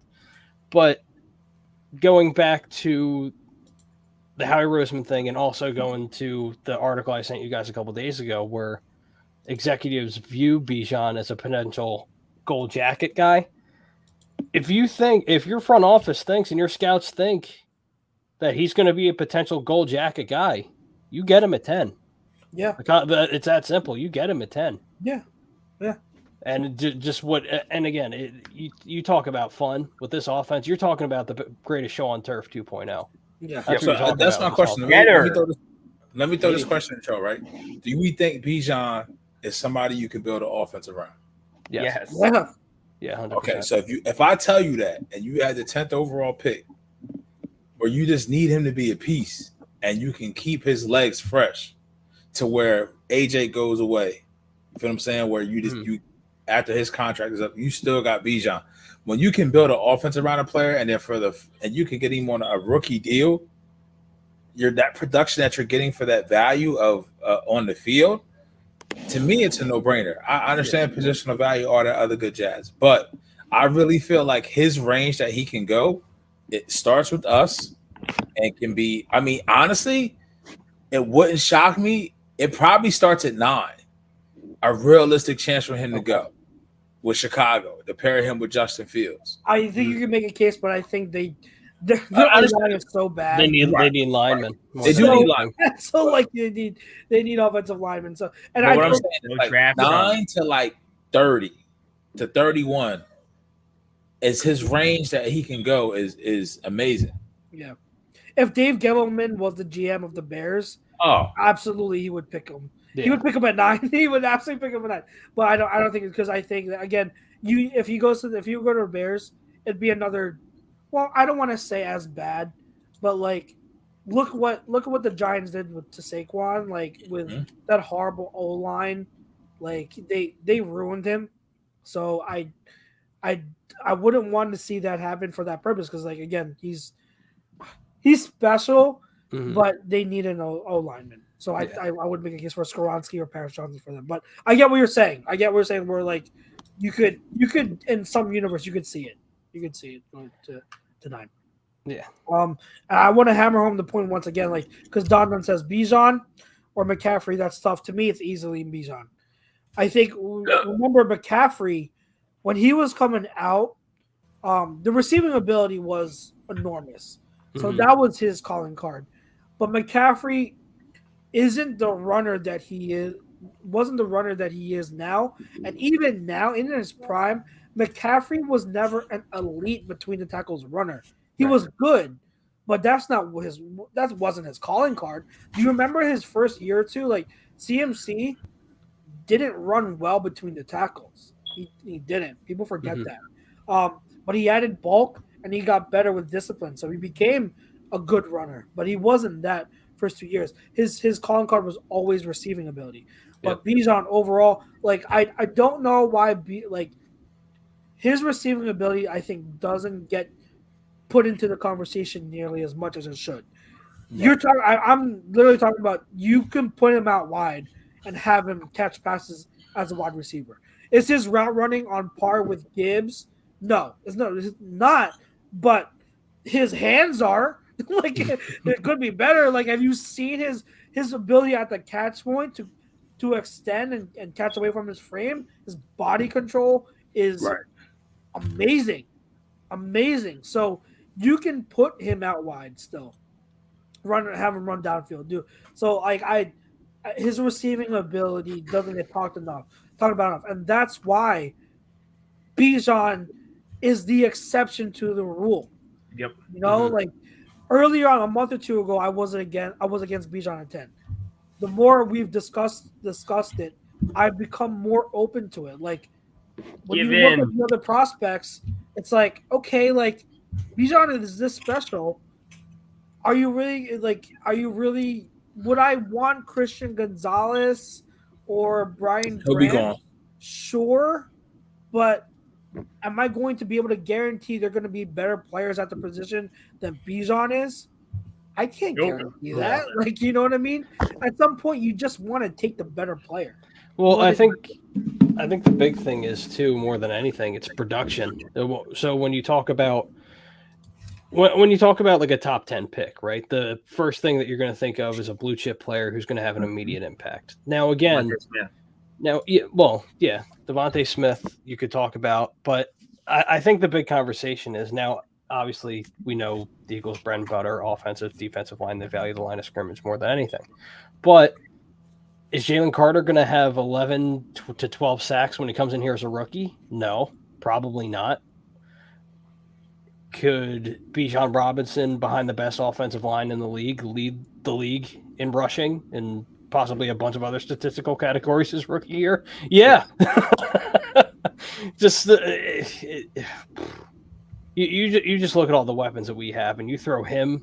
Yeah, you throw that wrinkle in there. Oh my God! Yeah. Actually, when you think about it, right, he would actually make the wide receiver jobs easier. 100%. Yeah, 100%. Everything, every skill position on the field, their job becomes easier. So much easier. Everyone becomes more open. It Guys, takes pressure off of Jalen.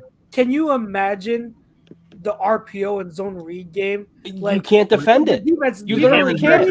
Insane. What are you doing on the zone read? Who are you gonna commit to? You gonna commit to Jalen? Could Jalen go or could you're dead either way? Yeah, you're done. You're done. Dead either way. And that's my big thing too.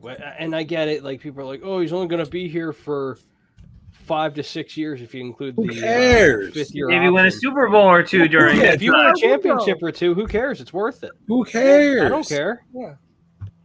And you're talking about if you get Bijan, you're immediately in that Super Bowl conversation again. Oh yeah, you fall right into that because people can say what they want about defense wins championships and that whole thing. The league's changing. It hasn't recently. The league's changing, and we saw it this Super Bowl. We saw it in our Super Bowl, our first Super Bowl. It was all offense. The defense didn't do anything. We gave up the most yards in the history of the Super Bowl. Like, defense, my ass. Yeah. At the end of the day, offense wins championships. At least as now is concerned. And 2023. Like, when people make the argument that running backs don't win you Super Bowls, okay, fine. Like that's fine. Like you can't. It's not what it was 20 plus years ago, where running backs are the focal point of a Super Bowl team. You know what I mean? Like, what was the last time that would happen? Seattle with Marshawn Lynch, and before that was Terrell Davis with the Broncos. So I get it. But these talented running backs that get put to the draft in the first round, they go to bad teams, and those bad teams can't build a Super Bowl winning team around them. What happened with the Rams when they had Todd Gurley? The Rams, with Todd Gurley as the focal point of their offense and Jared Goff at quarterback, went to the Super Bowl.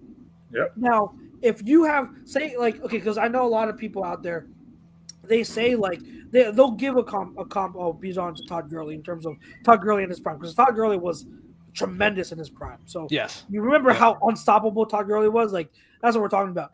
If you had Todd Gurley in our offense right now, we are winning that damn Super Bowl. In his prime, 100%. Oh my God, that's what you're talking about. Like, you're not talking about a running back, a superstar running back going to a bad team. You're talking about a superstar running back going to an already elite Super Bowl contending team.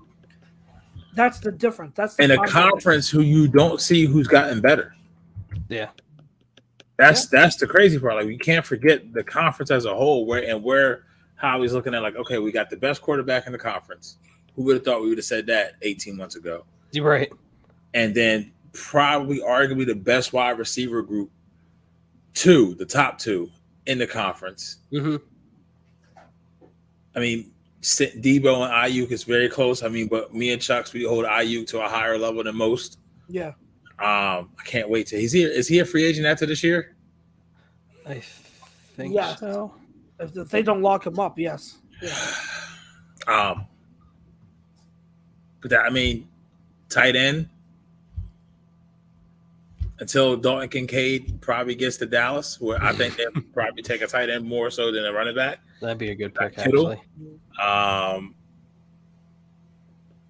You just look at it from an offensive perspective. O-line's probably the best in the conference. Mm-hmm. You see what I'm saying? So it's like you got this ad. I mean, it may seem like I said it's a luxury pick, but if you can't trade back and Carter, everybody else is off your board. We sat here and said it. There's 3 blue chip players in this draft: Jalen Carter, Will Anderson, Bijan Robinson. Yep. Get any of those 3 and you're Gucci. Yep. Yeah. You see what I'm saying? So, and your most realistic shot at one of those 3 is Bijan. It's Bijan, yep. Because everybody's going to be hesitant to do that, to draft that player. Yep. Yeah. I mean, because of Zeke, but more importantly, if you look at Saquon was a success. He got his rookie deal, and he got franchise tag. It's not his fault. He's on a crappy team. It's not his fault, but they didn't want to let him go. They're trying to build that offense around Daniel Jones and Saquon Barkley. My buddy's a Giants fan, and he'll be the first one to tell you that they ruined Saquon. Yeah. I predicted it the second they took him. I was like, they're going to ruin him. They're absolutely going to ruin him. Freaking Dave Gettleman. They ruined him, and it sucks. I miss him. Right. Where's Joe Judge at when you need him? What if the Patriots take Bijan Robinson? Chucks will lose his mind. That's one of the hellholes I do not want to see him go to, because the Patriots don't know what to do with their running backs. No. They don't. They just don't. They don't know what to do. Just run. Yep. All right, guys. Awesome. I thought that went well. I like everyone's board. I like where I see people guys. The Keaton Mitchell one, that was very interesting. I like how he was included. The same thing with Dwayne McBride. I like the fact that we just got to talk about a bunch of guys. I like that a lot. So it's a deep class. I can totally understand where people would want to rank, certain people. And again, even with Keaton Mitchell, even though I have him a really low grade compared to where Pete has him, if he goes to a team that knows how to use him, don't be surprised if he becomes very productive. I can absolutely see that happening. So a lot of this is based on where they're going to end up going. So, great stuff, guys. For those of listening, we're going to have these posted again tomorrow on HUDDLE socials. But before we get into the second half of the show, let's talk about who it's brought to us by. So, Mr. Pete Evans, can you read that off for us? So if you're looking to buy or sell a home, looking for a change of career or possibly a brokerage, contact Alan Foy of eXp Realty out of Delaware, LLC. Phone number 302-682-8820 or visit him at alan.foy@exprealty.com. Perfect. Okay, guys. Superlatives. All right, so each of you have some superlatives you want me to throw out there. This is Pete's time to shine. Look how perked up he is. All right, PY. What do you got? Let's see. Biggest boom or bust prospect? Oh, good question. That'll be my one question. I'll have Chuck's answer it before I head out, because I got a 10-hour shift tomorrow, and then I got a 5-hour car ride to Boston. Nice. Boston family? No, my best friend lives in Boston, so I'm gonna go visit him rather than dealing with my awful extended family members for Easter. Understandable. The last time I went there, I showed up and my uncle was in a mask, and he decided to not tell anyone that he was not feeling well. And then he proceeded to sit next to me while I was watching football and take his mask off. And I can say this because nobody watches this show on my family side. So Chuck's answer the question. Boom or bust? I'm probably gonna. It's crazy because compared to last year, there's not a lot of risky picks in my eyes, but I think I'd go with Kendra Miller as biggest boom or bust. Okay. I can see a world where he goes somewhere and it just doesn't pan out for him with his running style. I mean, he has explosiveness, but again, he's got to improve his decision making at some points, or in some areas. He's a zone runner right now, but he can be undisciplined. So there's a specific scheme you have to. For one, there's already a specific scheme you have to plug him into. His only zone. He doesn't run gap really well. And then, like I said, he has areas where he really does have to improve. His ceiling can be high if he does, but I can see a realm where he's a round 3 pick and he just bottoms out. I can see that happening because with some of his how he plays. So I'd go boom or bust is probably Kendra Miller to see him. Thank you, Chuck. Okay. Good night, gentlemen. Godspeed, PY. Have a good Godspeed. Have a good trip. Have a good Easter. I'll talk to you. Yeah, I'll probably be there around 1 in the morning. Oh man. There you go. All right, My bro. shift ends at 7, and I. Oh, you're going straight there. Yes, I'm going straight Just there. grabbing a go bag from the house in the morning. Hey, Yes, same basically. drive, man. Last time I went there, I left at 3 on a Saturday. Got there around 9. Saw the Batman. Next day, I went to go see Red Sox game. The night before, we went to go Wahlburgers, and we finished the night at Cheers. And I left at 7, and I made it home by 12, and I went to work the next day. Damn, yo. Nice. I can't So do I'm that. taking the extra Yeah, day. I can't do that either. Kudos. So, Yeah, take the extra day. Yeah, I took the extra day. I'll be headed home on Sunday, but good shit, boys, and kill the rest of the show, all right? Yeah, Pete. safe drive, man. All right, this is gonna have to. Oh, fix. hello. Yep, I knew that was gonna happen. All right, so yeah, there's that. So either one of you, go ahead. I only have one. I kind of have one. So, who is the most? I want to say scheme. Whose production is going to rely the most on them finding themselves in the right situation? Good question. I think that's going to be the way usage is. I'm going to give 2 names. Okay. I'm probably going to say Devin A-Chain. And I will probably say... Oh, yeah, actually, I'll name this one instead of the other one. I'm going to say Deuce Vaughn. Oh, okay. Okay. Man, we haven't heard that. Yeah. There's the reason why I think you guys know who Deuce Vaughn is, like, and why he's not going to be graded highly on by anyone. But I think Deuce Vaughn has there is a path to success for Deuce, but it's a very specific path. You're talking about guys like, Tariq Cohen and Darren Sproles. Like, there is a specific path, and a team that takes him is going to need to use him specifically in Like the that. role, like that. So he's going to have to be. Now, I think, though, that if whoever does take him will take him with that in mind. So I think he's not one of those words like, okay, like, we'll just take him because it's good value here. No, like, if you take Deuce, it's because you have a plan for him. So right. I think that'll be good. But I think Devin A-Chain is another one. I think A-Chain was used a lot as a runner. And I think that even though he is a good runner, I think you need to use him in ways like Gibbs. You have to use him as a dual threat. You have to get him in the passing game more because he has unlocked potential there. He has upside there. And then that's why he received a higher grade, because I was like, you know what? Like, you can use him as a weapon in space a lot. That speed is going to be deadly. But if you're constantly putting him as a runner behind the line of scrimmage, you're not maximizing that. So he's going to have to be used differently at the pro level than he was in the college level. So I'll go with A-Chain and I'll go with Deuce. Okay.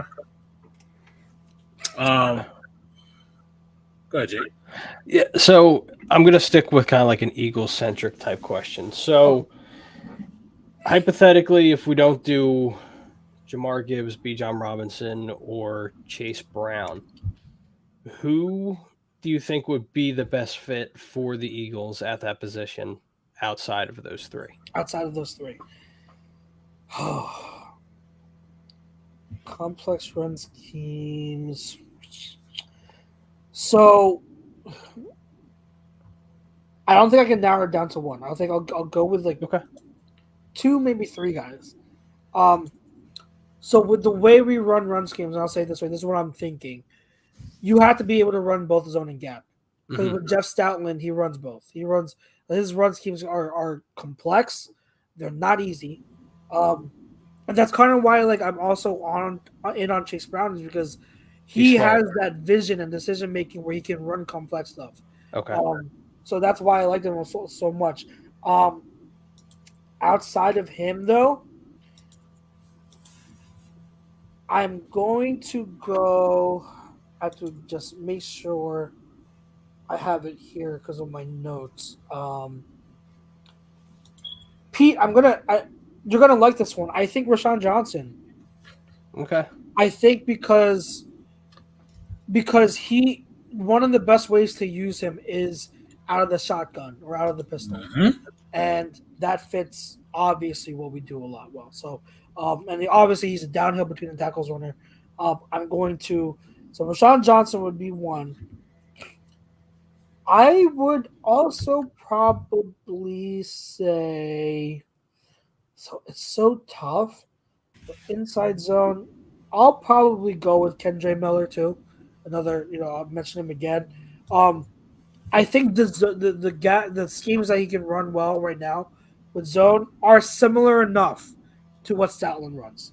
So I think he has got that explosiveness, that ability between the tackles to really do well here, and I think the coaching we have now can coach him up to where he can really improve and reach that potential. So I'll go Rashaad Johnson, and then I'll go Kendre Miller.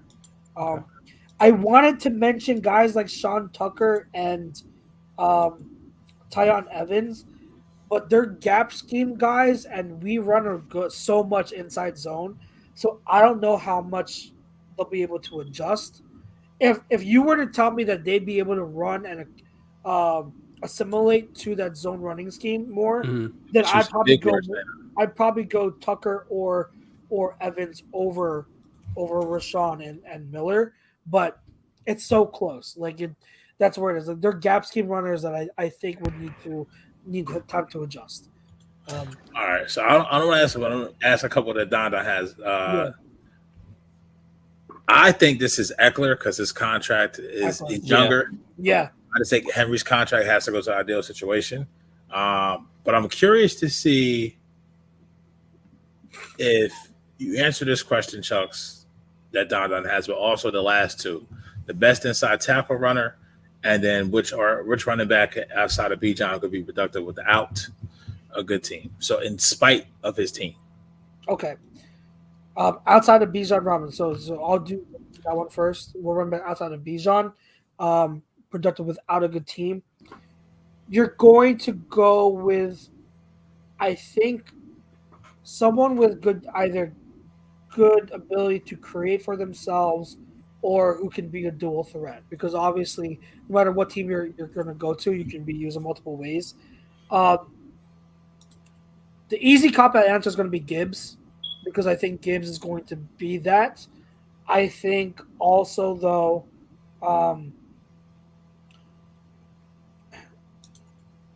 I'm gonna go Tajay Spears, because I think Tajay Spears and similar. And I'm leaning toward that dual threat mentality, because the more ways you can be used, you're not as reliant on that the offensive line. So I'll go Gibbs and Spears. If you want to go a little later, because they were high up on my list, I'd probably go with A-Chain. Okay. If they use them right, it's tough to say. Actually, no, I probably want to go A-Chain.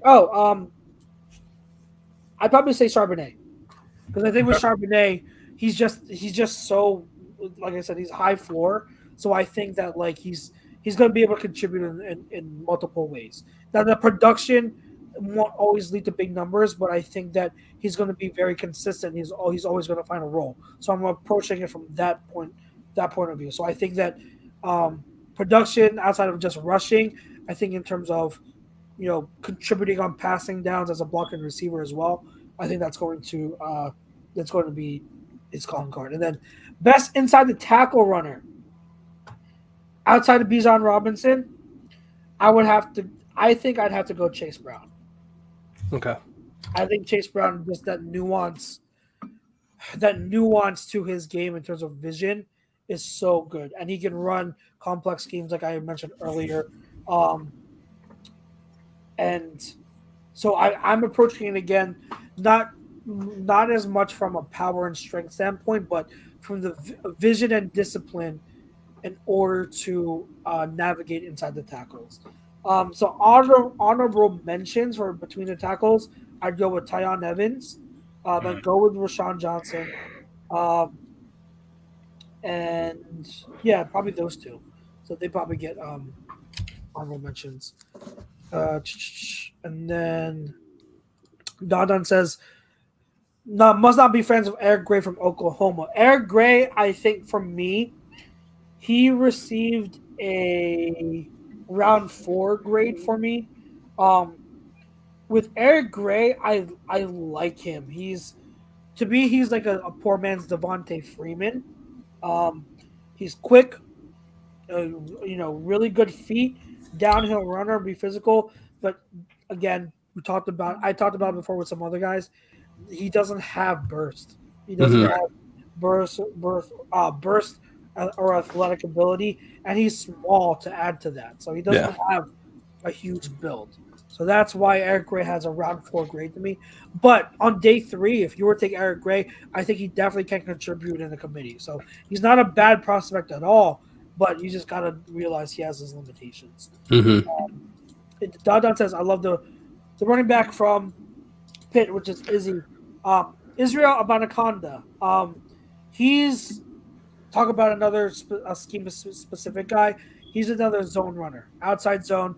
If you run that Kyle Shanahan outside zone scheme, he's a guy you're going to be targeting. Runs really well. Like, he has a good burst and everything. He's rocked up, so he has good contact balance. Very, very adept at that scheme. He knows when to hit holes and when to hit that cutback. So again, very scheme specific. I have him as a late 4th, early 5th, I believe. Okay. Yeah, late 4th, early 5th round grade. I know some other guys are higher on him. I like him a lot. I just think he's very scheme specific. That's why he knocks me down. John Adcock says, guys, Penny could do something behind this line. When he is healthy, he's a great running back. Could be the biggest steal offseason for us. Sure. I don't think any of us argued against that. I think you said, I think it's just his health. Well, it's after you lose him, what do you have? You know what I mean? Like, if he gets hurt, you're screwed. Jake, to that point, if you look at John's first comment, that's where we say this. Like, yes, I wouldn't say we don't need an RB to that point, but this is why I said the Bijan thing makes traction, because it's a pick for now and later. Right. You see what I'm saying? You get I don't even know the running backs that's coming out next year, but I probably would venture to say they're not as good as Bijan. No, I don't think anyone's sure. So I they're in a tough spot. They're legit in a tough spot, because it's like, what do you do? Yeah. What do you do? What do you do? Yeah, definitely hear you. Anything else, guys? No, I think we're good. Yeah. Next week is defensive line. Well, defensive as a whole. Remember how we're going to do it. Yeah. That's all one show. Oh shit. Yeah, it's going to be fun. I think it's going to be very interesting the way we approach it. I'm excited for it. Let's see. Oh, he has. John says, well, if you got Mims and Charbonnet on the board, I'm really high on Mims. Mims is one of those I haven't watched. It's hard to find tape on him. And then Charbonnet, I did. Let's see. We all of us did rank Charbonnet. John, I'll put that up for you real quick again. Give me a second. But no huddle. If you guys have anything you guys want to cover, talk about. Super Mario Brothers movie's out. Is it out already? Jeez. I don't know if I'm gonna watch it. I don't know. Yeah, that's an if. Yeah. That's if. I saw a thing where a post where it said it got really good reviews. So yeah, I don't know. I saw middling reviews. Like I heard that the plot is not as layered as they would like it to be, but I don't know. Hopefully this opens up the doorway for maybe with the Sonic movie, now with Super Mario Brothers. I never played the game. I kind of liked it, but I never played it all the way through. But if they get a Zelda game, movie, Oh my god, That'd be nuts. That'd be nuts. That'd have to be like a Lord of the Rings type style movie, if you want to do it right. People are having superhero fatigue. Probably could be. probably. Yeah, I mean, no, Disney had it. They let a lot of Marvel execs go this week. So yeah, that's a good point. That's a really good point. The best trailer we've seen, legit. I mean, when Chuck's put out the Blue Beetle trailer, if you haven't watched it, It does look good. It does. The music, it gave me like the first Guardian of the Galaxy's vibes as far as how the music matched what was going on. You're familiar with the actor already playing the Blue Beetle because he was in Cobra Kai. I think he's still in Cobra Kai because it's still coming back. So, but yeah, I mean, and then once again, shout out to the Hispanic community getting that time on the big screen. Getting with your characters. I mean, I was gonna say George Lopez.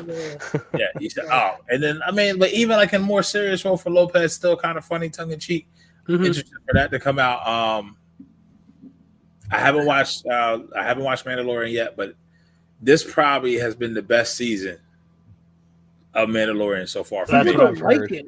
That's what People don't like it. I'm like, what? Dude, it's so layered. It's not a lot of action going on, but the storytelling and the character development is just. That's why people don't like it. They think, man, because it's not a lot of shit.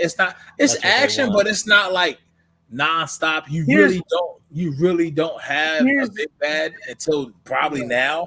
Okay. After how last week's episode ended, from what I watched, we'll see it. I watched it today.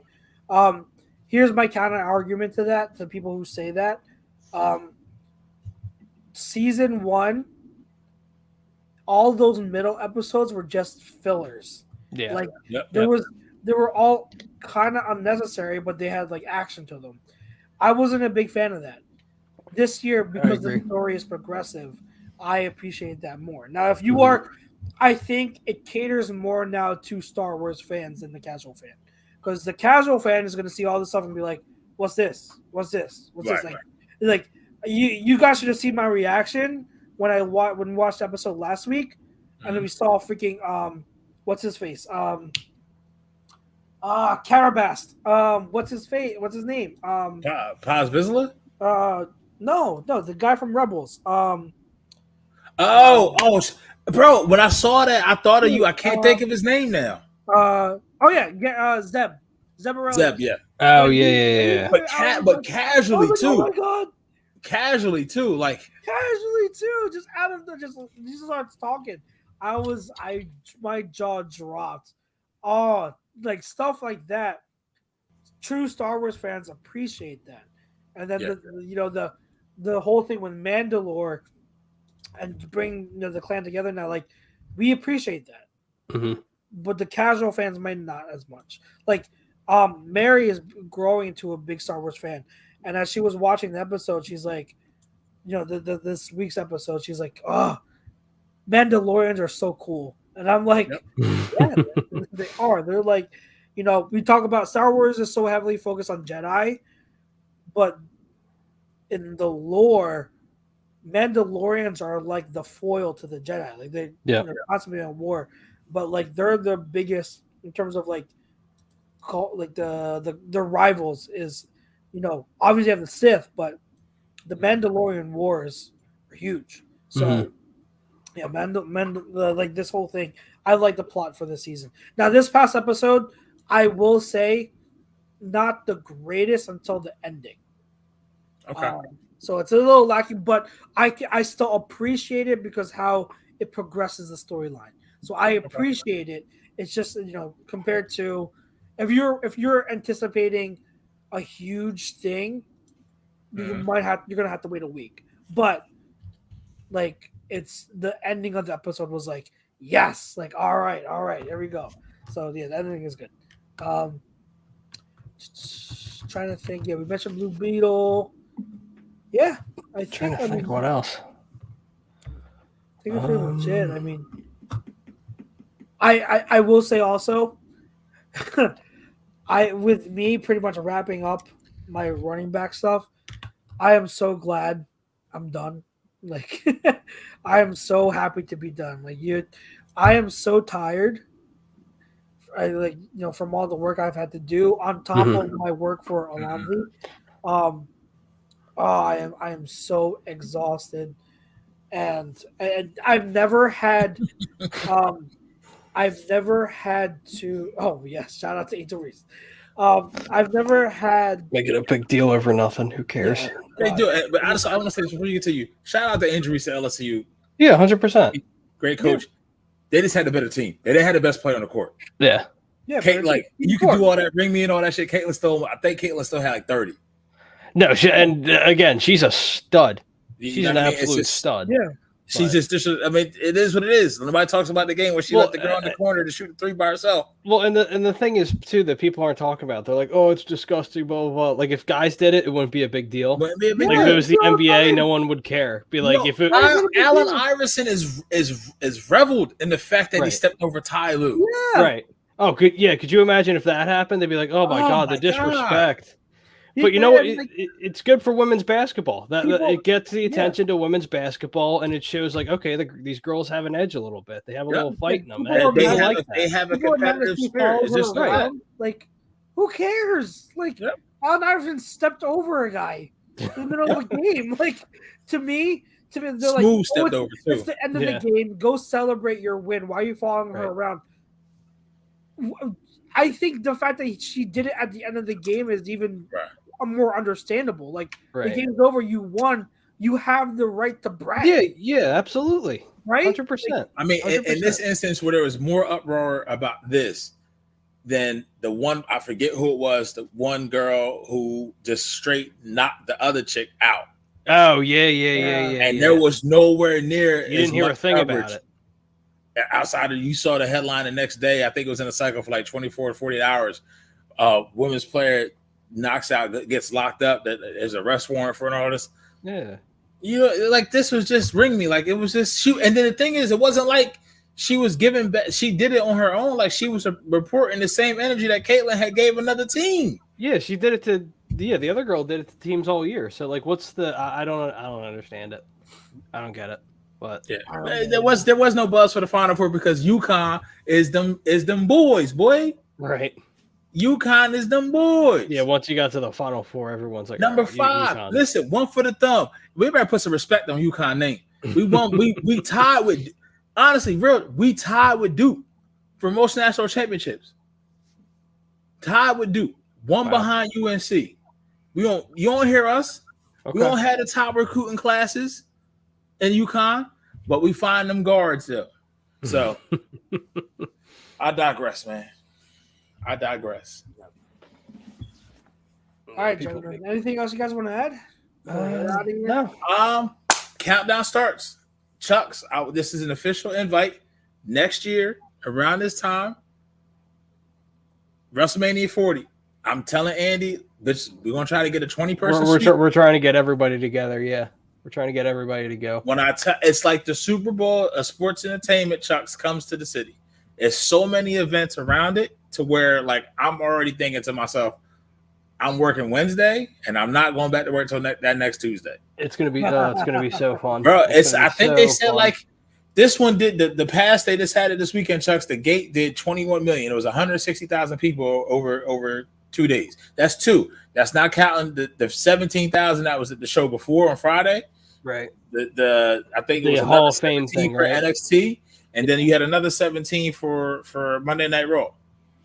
So be prepared, boys, because I'm probably not doing the show that Thursday. I'll tell you that. I'm probably not either. When's the official date? Huh? It's always usually the first weekend of April. April something, yeah. April probably. So next year is a leap year, right? So probably April 3rd and 4th. It's not gonna happen close to the draft. It'll happen like April earlier. 4th. Okay. It happens like we don't have to have a show that that day. That's perfectly fine. So you guys will be going into the city for all the festivities, I'm assuming. That we were talking probably. about. I mean, it still could drop back and forth, but I may get it like the actual WrestleMania night, Saturday, Sunday. I'll probably go on Saturday and probably stay until. That's gonna be bananas. But you got to do what you got to do. Maybe possible to get an Airbnb if we're all doing it. Like I know probably me. That's an idea. An idea. Probably be in. You better hop on that before. Brodo, Vespi, Yeah, you might want to talk to Andy about that. Like, quick. Yeah, I'll get with him. And Don, I don't know what's going on. Vince has always been Vince. It's just now. Vince is just. It's like Jerry Jones. Vince is the Jerry Jones of wrestling. Yeah, he can't help himself. That's what it is. You just accept it now. That's it. Monday Night Raw got me so excited, and then the ending came. I was so upset. And you heard who they threw under the bus for that. They threw Michael P.S. Hayes. They threw Michael Hayes under the bus. I won't say under the bus. They said he was the producer that put all that together. Oh my God. Okay. Whatever. So, yeah. They saw the backlash. Like, nah, his fault. It was his fault. But whatever. We digress, Chucks. I'm sorry. We're off on the No, tangent. you're fine. I'm excited for you guys. You don't get 4 weeks from now, I just hope the Sixers are still playing and they have a lead in the second round of the playoffs. That's all I can ask for. Probably don't get your hopes up too high. Don't get your hopes up too high. All right, guys. Great show. I appreciate you letting me go on, speak my mind. I appreciate you doing the work. Like I was saying, I've never had so much on my plate at one time. And I wanted to, every year I try to improve my content. Mm-hmm. I wanted to put out 15 scouting reports because I've done the work on so many guys, but transitioning and organizing my notes for a prospect onto a graphic like I did, that also takes so much time. And I'm just like, oh yeah, I don't have the time to do all this. So you got to pay Mary to do it, yo. She'll do it. She'll definitely do it. But yeah, I love doing the work on this class, but when it was compared to all the work I had to do for Alonzi too, I'm so tired. So I'm relieved that the bulk of my draft work is done. Now it's just easy going. Just gonna enjoy the draft and do some second watching on some of the later round guys, just so I have a better. I appreciate it, Don. Thank you. On some of the later round guys, so I have a good, good understanding of them. But yeah, anyone that's still listening to the show, if you guys want any information about any of the running backs from the class, just hit me up. Honestly, I will answer them. I wish I could put out, so much more content than I can, but until I get paid to do it, right. The return on investment isn't always there, but I still try to put out great content for you guys. Oh, Jesus Christ. Next week, Chickens and Butters, yay. There is an interesting name that did not come up though, and Chris Rodriguez. I don't know if you did. Power back, another pure power back. Yep. Probably going to be a late round or undrafted guy, but I mentioned him. I think when we were talking about the Zeke, the Zeke quote question, I mentioned him. If you want a guy who's good in pass protection, is good in short yardage, just go get Chris Rodriguez. And that's what I'm saying. I'm saying that for a flyer, maybe one of our 7th round picks. Exactly. If he's if he's a UDFA, go grab him. So he has a specific role. He's not going to be anything great, but short yardage and pass pro. That's what he's going to give you. So, hit me up. Anyone else, if you need any, have any questions or info. PM me, man. Slide in his DMs, man. Slide in my DMs. Next week we will do defense. That's going to be such a fun show because we are gonna tackle almost every position. I think we should do this. We may, if we can, because Jake is part of the content group, just not on their talent. His multiple hats here at A2D. Maybe we'll do something Tuesday, Wednesday. We'll put out a blast if we can of who is doing what positions. Yeah, there you go. Yeah. Okay. I like that. Yeah, that'd be great. So yeah, definitely tune in. We're gonna approach it a little bit differently. It's gonna be a more efficient, but it's gonna be a good conversation piece because we're gonna cover. Again, we're going to cover almost all the positions on defense still for you next week. It's going to be a lot of fun. So definitely tune back in next week for our show sponsors, especially our main show sponsor, Baggio's Bread. Remember, mention A2D Radio for 10% off. And remember also our first half sponsor, Alonzi Travel. If you need a Disney vacation, hit me up, guys. I'm telling you, now's a good time. It's getting close to summertime. Disney cruises are the way to go. I'm telling you. Really? So okay. The Disney cruise, hit me up. I'm telling inclusive of so much. You get so much included in what you pay for. It's so worth it. So let me know if you want to start planning one. I'm your guy. I got you covered. For myself, for Mr. OG Pete, for Jake, for PY, and for the rest of us here at A2D Radio, we greatly appreciate your support. Thank you for tuning in to Birds of a Feather, the #1 stop on this station for your draft coverage and content. We appreciate everything you guys do for us. We'll be back next week, same time, same place. And until then, happy Easter. Enjoy the holiday. Enjoy the bunny rabbit stuff, Easter egg hunt, all that if you have to do that. But until next week, guys. Peace out. See ya.